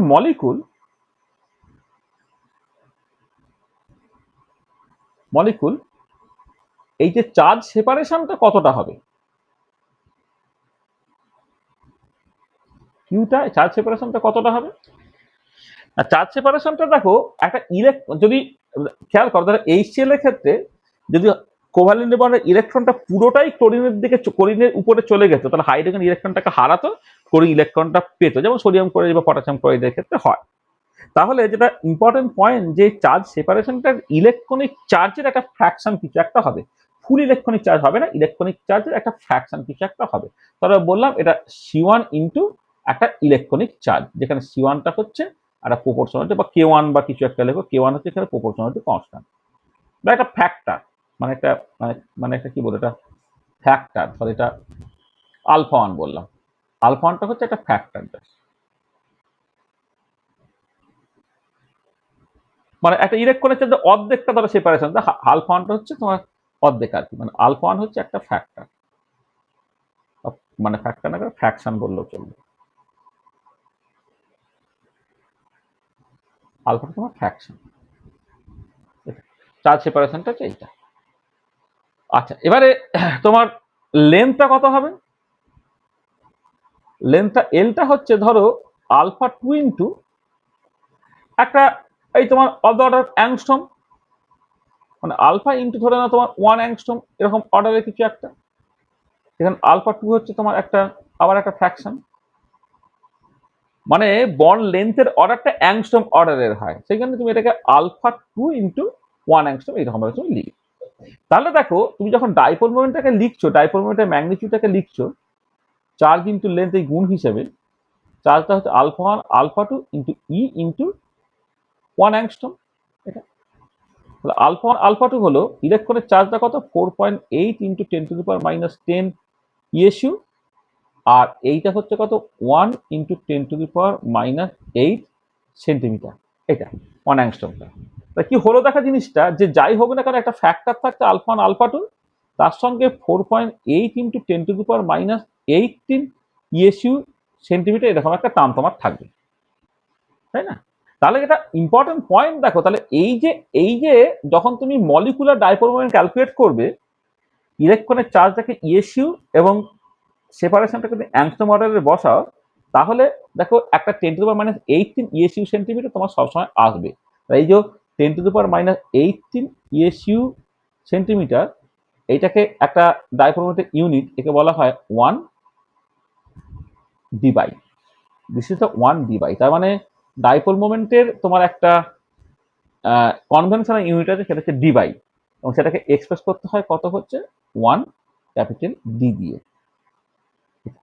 তাহলে কি হলো দেখো, এমনিতে ডাইপোল মোমেন্টের যখন তুমি ইউনিট লিখবে, তখন চার্জের ইউনিট আর ডিস্টেন্সের ইউনিট, চার্জের ইউনিট এসআইএ হলে তোমার কুলম, ডিস্টেন্সের মিটার, তাহলে কুলম মিটার একটা ইউনিট হতে পারে, সিজিএস এর সাথে এটা ইএসইউ সেন্টিমিটার হতে পারে।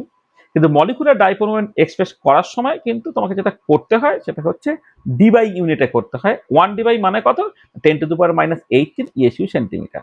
এবার কেউ ভাবতে পারে 10⁻⁻18 ইএসইউ সেন্টিমিটারকে 1 ডিবাই বলছে, এরকম একটা পিকুলিয়ার ভ্যালুকে 1 ডিবাই বলছে, কারণটা কি?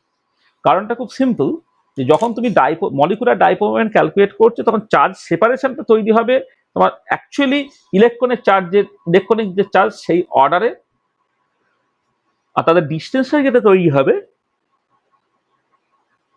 ডিস্টেন্স থেকে এটা তৈরি হচ্ছে, সেটা হচ্ছে তোমার মোটামুটিভাবে অ্যাংস্ট্রম অর্ডারে, কারণ তুমি জানো মলিকুলার যে বন্ড লেন্থ ইত্যাদি সব অ্যাংস্ট্রম অর্ডারে, সেখানে অ্যাংস্ট্রম অর্ডার মানে 10⁻⁸ সেন্টিমিটার, আর ইলেকট্রিক চার্জ মানে বেসিক্যালি 10⁻10 ইএসইউ, এই অর্ডারে এই দুটোকে গুণ করে 10⁻18 ইএসইউ সেন্টিমিটার পেলাম, সেটা হয়ে যাচ্ছে তোমার একটা কনভেনশনাল বা মানে মলিকুলার ডাইপোল মোমেন্ট বের করার মোস্ট পপুলার ইউনিট, ঠিক আছে এটা।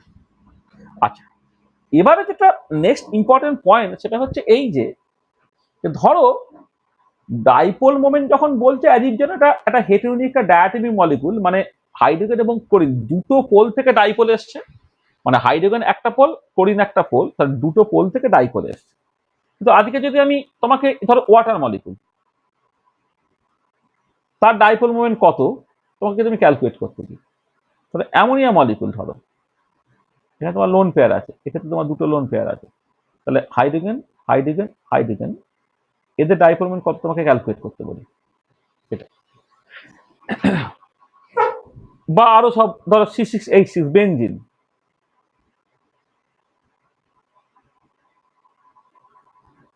তার লিখতে হবে বেনজিন, তার ডাইপোল মোমেন্ট আমি ধরো জানতে চাইছি, এই ডাইপোল মোমেন্ট কত ছিল, এইসব কোশ্চেন ধরো আমি করলাম। মানে এরা তো ডায়াটমিক মলিকুল নয়, ডায়াটমিক মলিকুল না হলে তুমি তাহলে এটাকে ডাইপোল বলবে কি করে? মানে ধরো আমি এই এর ক্ষেত্রেই বলছি, জলের ক্ষেত্রেই বলছি, অক্সিজেন ডেল্টা নেগেটিভ হলো বা 2 ডেল্টা নেগেটিভ হলো, এই হাইড্রোজেন ডেল্টা পজিটিভ হলো, এই হাইড্রোজেন ডেল্টা পজিটিভ, কটা পোল হলো? একটা দুটো তিনটে পোল হলো।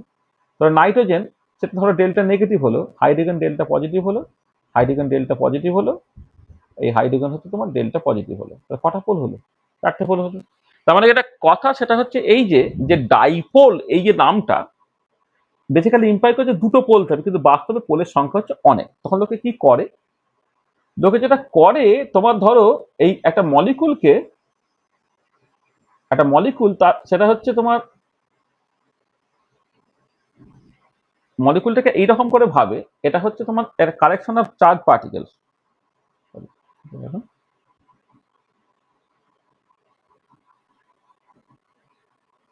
মলিকুল হচ্ছে, তুমি একে অ্যাজিউম করে নাও এটাকে একটা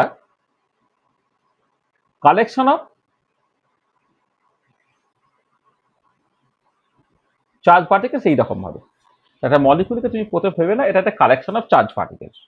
ঠিক আছে, তার মধ্যে কি কি আছে না, positive charge, positively charge protons আছে,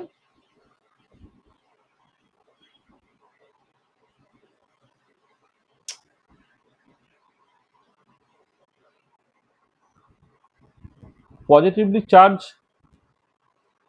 প্রোটন বা নিউক্লিয়াস আছে, নিউক্লিয়াই আছে, এক্ষেত্রে একটা দুটো তিনটে তিনটে আলাদা আলাদা নিউক্লিয়াস থাকবে। আর নেগেটিভলি চার্জ ইলেকট্রন থাকে, পজিটিভলি চার্জ নিউক্লিয়াস থাকে, ইলেকট্রন চার্জ ইলেকট্রন থাকে, নেগেটিভ চার্জ ইলেকট্রন থাকে। এবার আমি বললাম we assume that all the positive charges, we assume that all the positive charges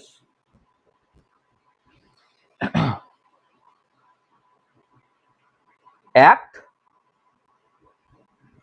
from a center called the center of positive charges। আর এখানে আমি assume করলাম, we assume that all the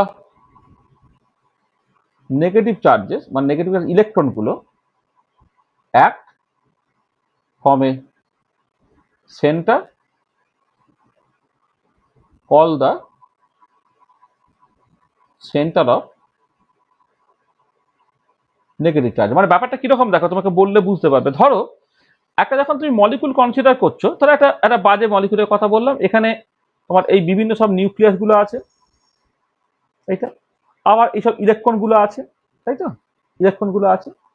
এবারে ধরে নাও এই দূরে কোন একটা ইউনিট পজিটিভ তুমি নিয়ে পজিটিভ চার্জ তুমি নিয়েছো, এবারে এই পজিটিভ চার্জ নিউক্লিয়াস গুলো তাকে ধরো অ্যাট্রাক্ট করছে, এইটা ধরো তাকে অ্যাট্রাক্ট করছে, এইটা ধরো তাকে অ্যাট্রাক্ট করছে অ্যান্ড সো অন। আবার নেগেটিভ চার্জ ইলেকট্রন গুলো কি করছে, এ ধরো এখানে ইলেকট্রনটা তাকে তোমার রিপেল করলো, এই ইলেকট্রনটা ধরে না রিপেল করলো, এই ইলেকট্রনটা ধরে না রিপেল করলো, এই ইলেকট্রনটা ধরে না রিপেল করলো অ্যান্ড সো অন ইত্যাদি ইত্যাদি।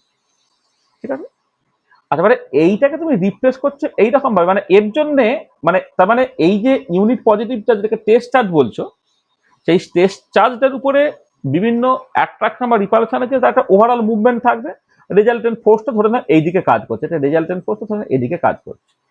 আর এর বদলে এই পুরো জিনিসটাকে তুমি রিপ্লেস করে দিলে কি দিয়ে, তার দুটো পোল দিয়ে, ধরো এইটা হচ্ছে পজিটিভ পোল, এটা হচ্ছে নেগেটিভ পোল, এবং এটা ইম্পর্টেন্ট। ওই যদি টেস্ট চার্জটা তুমি ধরো, তাহলে এই ধরো অ্যাট্রাক্ট করলো, এই ধরো তোমার রিপেল করলো, যাতে করে রেজাল্টেন্টটা আগে যা ছিল তার সঙ্গে সমান হয়, মানে এটা যা ছিল এটা কিন্তু এক্স্যাক্টলি সমান হয়। তার মানে কি হলো, তাহলে তুমি এটা সত্যি সত্যি হচ্ছে না, তুমি মনে মনে ভেবে নিচ্ছ যে কোনো একটা মলিকুলে অনেক নিউক্লিয়াস আছে যারা পজিটিভলি চার্জ, অনেক ইলেকট্রন আছে নেগেটিভলি চার্জ। তুমি অ্যাজিউম করে নিচ্ছ যে পজিটিভ চার্জগুলো অ্যাজিভ যেন একটা সেন্টার দিয়ে কাজ করছে, যেটাকে সেন্টারটা পজিটিভ চার্জ বলা হচ্ছে, আর নেগেটিভ চার্জগুলো তারা অ্যাজিভ যেন আরেকটা সেন্টার থেকে কাজ করছে, তাদেরকে সেন্টার অফ নেগেটিভ চার্জ বলা হচ্ছে।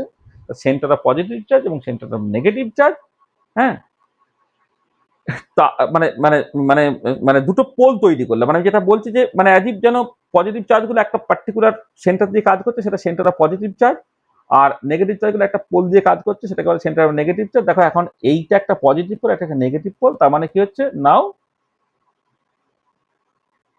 মলিকুল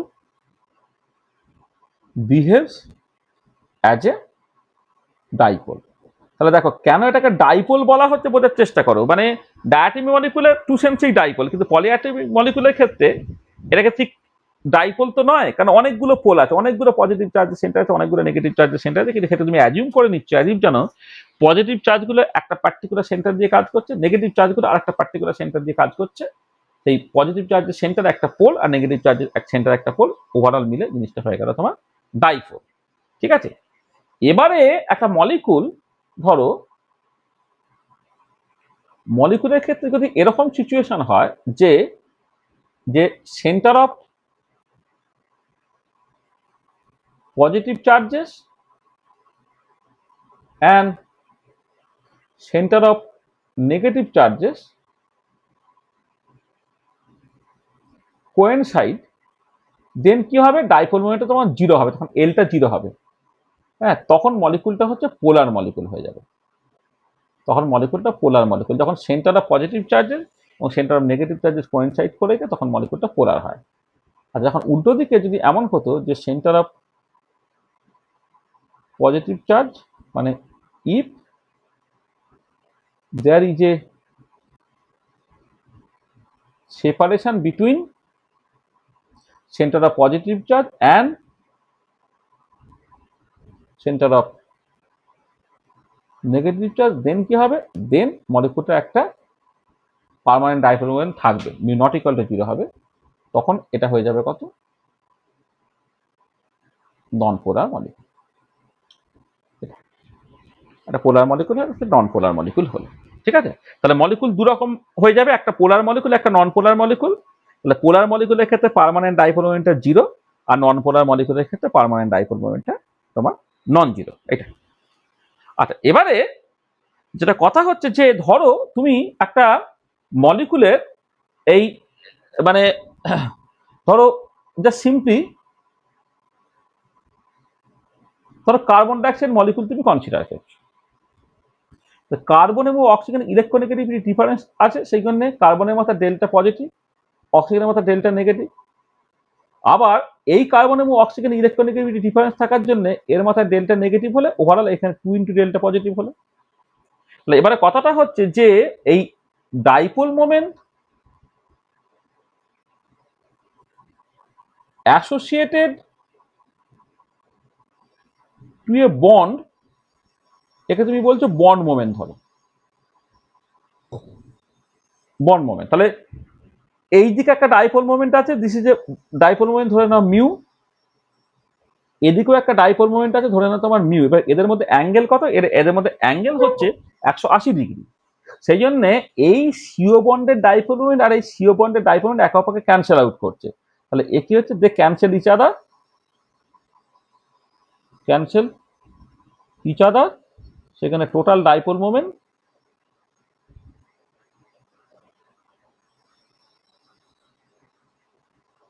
মিউ টোটাল তোমার জিরো হয়ে যাচ্ছে, এবং মলিকুলটা হয়ে যাচ্ছে কত, ও সরি আমি এখানে কি করেছি, ইস এখানে দেখো কি লিখেছি, দেখো এটা মাথায় নাই। মানে পজিটিভ এবং নেগেটিভ চার্জ এখানে কোয়েনসাইড করলে মিউটা জিরো হবে, তখন তাকে বলা হয় নন পোলার মলিকুল। এই যে নন ভেজ আর ভেজ যেমন গুলিয়ে যায় না, এটা গুলিয়ে গেছে, তখন মলিকুলটা হচ্ছে নন পোলার। সরি, তখন মলিকুলটা হচ্ছে পোলার, এই নন পোলার।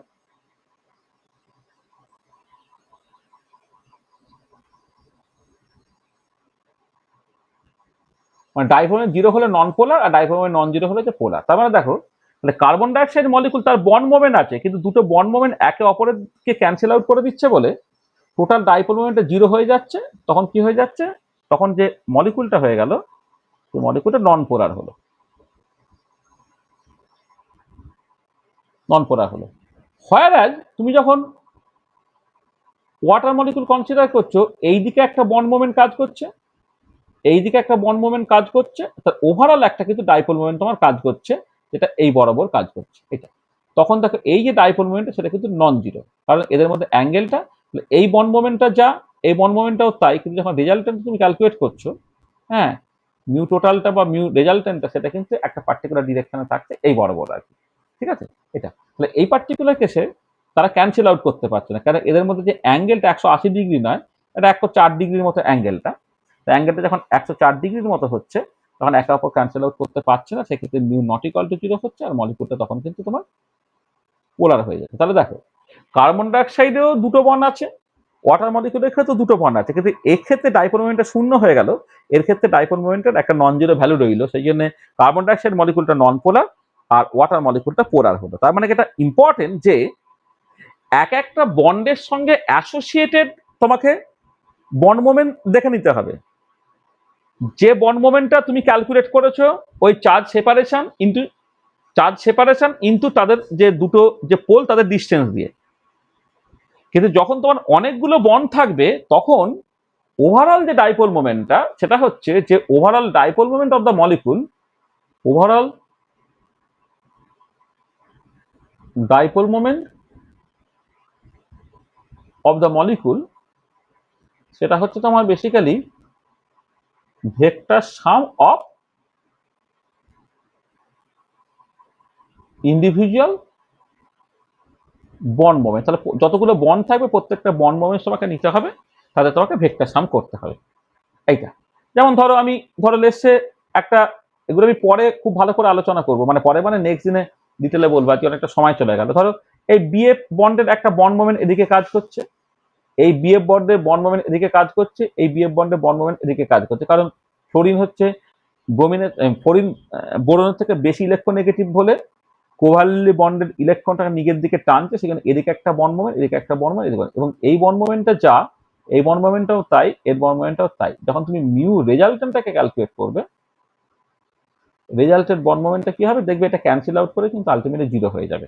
এটা আমি ক্যালকুলেট করে দেখাবো পরে, যে এই দুটো বন্ড মোমেন্ট, এই দুটো রেজাল্টেন্টটা ক্যালকুলেট করলে এই যে বন্ড মোমেন্ট তার উল্টো দিকে কাজ করবে এবং সেটা অপোজিট ইন সাইন হবে, তারা একে অপরকে ক্যান্সেল আউট করে ফেলবে, ক্যান্সেল আউট করে কিন্তু রেজাল্টেন্ট বন্ড মোমেন্টটা কিন্তু তোমার জিরো বেরিয়ে যাবে। তার মানে দেখো, জিওমেট্রি বা স্ট্রাকচারটা, CCl4 যখন তুমি ক্যালকুলেট করবে, ধরো সিএল সিএল সিএল সিএল, এর ক্ষেত্রে বন্ড মোমেন্ট, এর ক্ষেত্রে বন্ড মোমেন্ট, এর ক্ষেত্রে বন্ড মোমেন্ট, এর ক্ষেত্রে বন্ড মোমেন্ট, কিন্তু মিউ রেজাল্টেন্টটা ক্যালকুলেট করবে, তাদের এত সিমেট্রিক্যাল স্ট্রাকচার, সেটা তোমার জিরো হয়ে যাবে। যেমন SF6 ধরো ক্যালকুলেট করছো তুমি, এফ এফ এফ এফ, এদিকে একটা এফ, এদিকে একটা এফ, এরও এত সুন্দর স্ট্রাকচার, তখন রেজাল্টেন্টটা যখন ক্যালকুলেট করবে দেখবে তোমার জিরো বেরোবে। আবার অ্যামোনিয়ার ক্ষেত্রে জিরো বেরোবে না, জলের ক্ষেত্রে জিরো বেরোবে না, আবার বেঞ্জিনের ক্ষেত্রে করবে দেখবে তোমার জিরো বেরোবে। তার মানে তোমার যেটা করতে হবে, overall dipole moment of the molecule সেটাকে পেতে গেলে ইন্ডিভিজুয়াল যে বন্ড মোমেন্টগুলো তাদের ভেক্টর সাম করতে হবে। ভেক্টর সাম, তোমরা ভেক্টরের সামেশন তোমরা জানো, সেই কারণে তোমার এই যে ইন্ডিভিজুয়াল বন্ড মোমেন্টগুলো তাদের মধ্যে অ্যাঙ্গেল তোমাকে জানতে হবে, অ্যাঙ্গেল জানলে সেখান থেকে কিন্তু তুমি রেজাল্টেন্ট ডাইপোল মোমেন্টটাকে ক্যালকুলেট করতে পারবে আর কি, সেটা তোমার আছে। আচ্ছা, এবারে অনেক সময় যেটা করা হয় সেটা হচ্ছে যে, ধরো তোমার, ধরো এই CCl4 এর কথাই বলছি, এই যে CCl4টাকে তুমি যেমন এই কার্বন তার 4টে বন্ড এইরকম করে ভাবতে পারো, অথবা এইটাকে তুমি এইরকম করে ভাবতে পারো না, ধরো এইটা, এইটা, ধরো সিএল সিএল সিএল, এইটা, এইটা অ্যাজ এ হোল তুমি ধরো, মানে আমি আমি আমি যেটা বলতে গেছি এইভাবে না করে হয়তো এইরকম ভাবে দিচ্ছি। ধরো এটাকে আমি বললাম CCl3, তার সঙ্গে একটা Cl, এইভাবে তুমি ভাবতে পারো। মানে ব্যাপারটা হচ্ছে এই হচ্ছে একটা গ্রুপ। যে গ্রুপটা কেমন দেখতে, এই গ্রুপটা বেসিক্যালি দেখতে হচ্ছে তোমার এই ধরো এই ধরো এই Cl এই গ্রুপটা। তাহলে আমি একটা গ্রুপের সঙ্গে যেমন অ্যাসোসিয়েটেড একটা ইলেকট্রোনেগেটিভিটি বলতে পারি, তার গ্রুপের সঙ্গে অ্যাসোসিয়েটেড একটা ডাইপোল মোমেন্টও বলতে পারি, তাকে বলে গ্রুপ মোমেন্ট। তাহলে গ্রুপ মোমেন্টটা কি? গ্রুপ মোমেন্টটা হচ্ছে resultant dipole moment of A group. তাহলে একটা গ্রুপের যে ডাইপোল মোমেন্ট, মানে resultant dipole moment of A group, তাকে বলা হচ্ছে গ্রুপ মোমেন্ট। ঠিক আছে? তাহলে যেমন ইন্ডিভিজুয়াল বন্ড মোমেন্ট হয়, তেমন কিন্তু গ্রুপ মোমেন্টও হয়। যেমন বললাম যে CCl3 তার একটা গ্রুপ মুভমেন্ট হতে পারে, CH3 তার একটা গ্রুপ মুভমেন্ট হতে পারে, COO তার একটা গ্রুপ মুভমেন্ট হতে পারে। যেমন গ্রুপ ইলেকট্রোনেগেটিভিটি হয়, তেমন তোমার গ্রুপ মোমেন্টও হয়।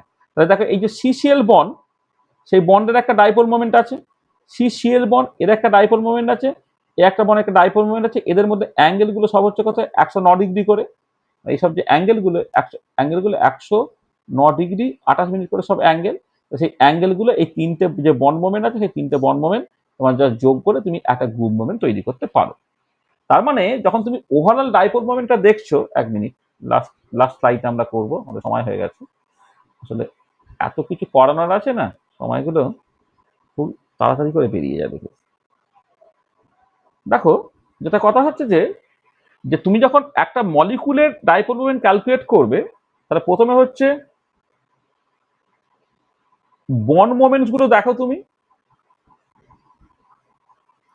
বন্ড মোমেন্টের ভেক্টর অ্যাডিশন করো, করে তুমি ওভারঅল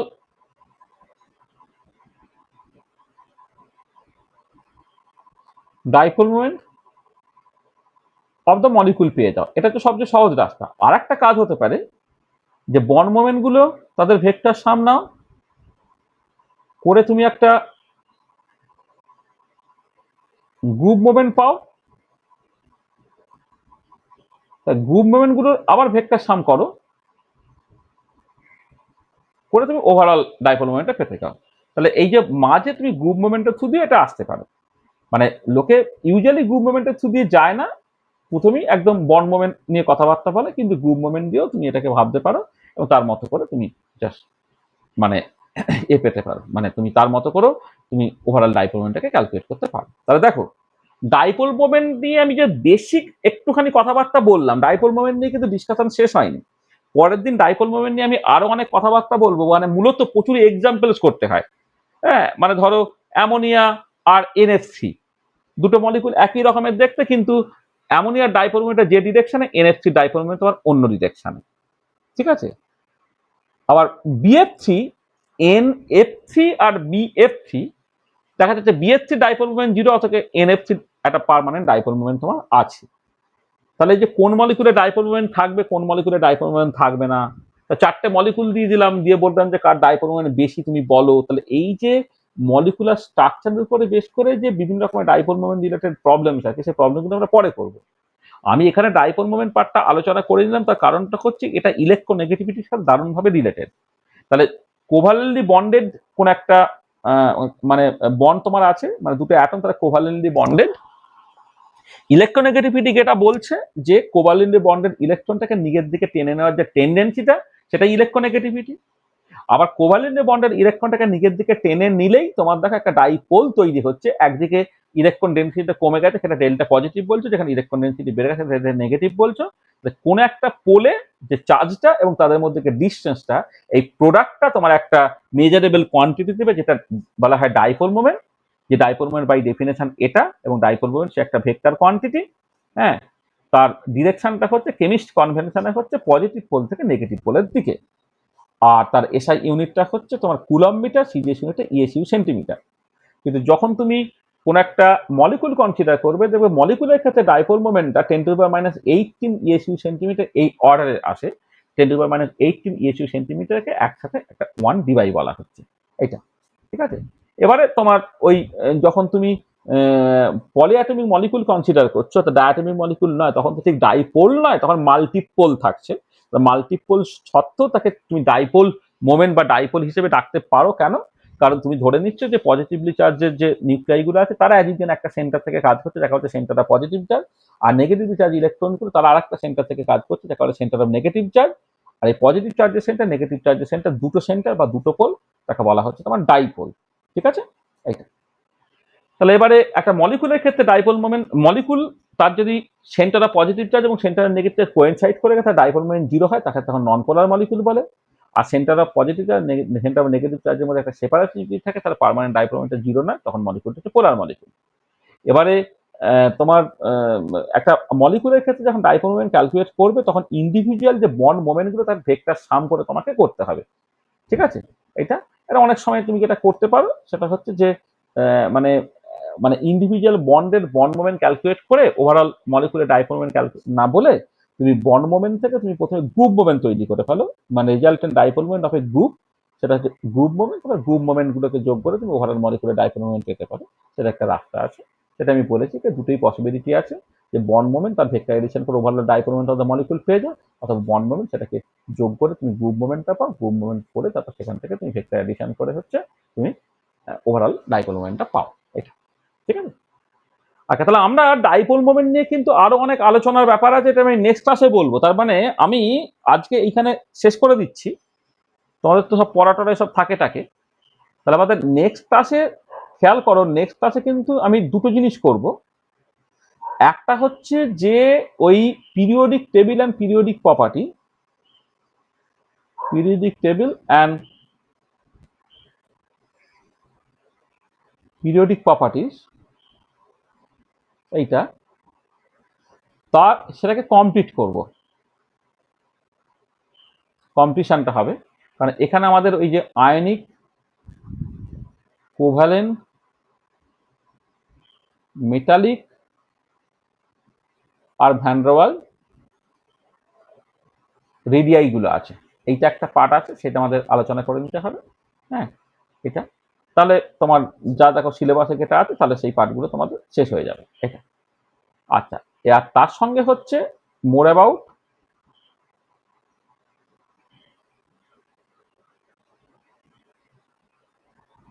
ডাইপোল মোমেন্ট। হ্যাঁ, ডাইপোল মোমেন্টের অনেক কোশ্চেন্স আছে, সেগুলোকে আলোচনা করা।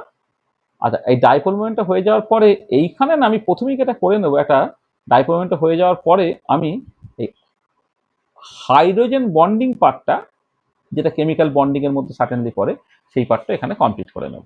তাহলে আমাদের যেগুলো ইলেকট্রোনেগেটিভিটির সাথে রিলেটেড বলে ডাইপোল মোমেন্ট এবং হাইড্রোজেন বন্ডিং, এই দুটো পার্টকে একটু করে নিতে চাইবো। আর তার সঙ্গে পিরিয়ডিক টেবিল বা পিরিয়ডিক প্রপার্টি যে ডিসকাশন আছে সেটা আমাদের হয়ে যাবে। তাহলে আজকে এই পর্যন্তই থাক। আচ্ছা, কালকে ক্লাসটা রাত্রিবেলা, 8টার সময় দেখছো, কালকে অনলাইনে ক্লাস হবে এবং সেটা সন্ধ্যাবেলা হবে।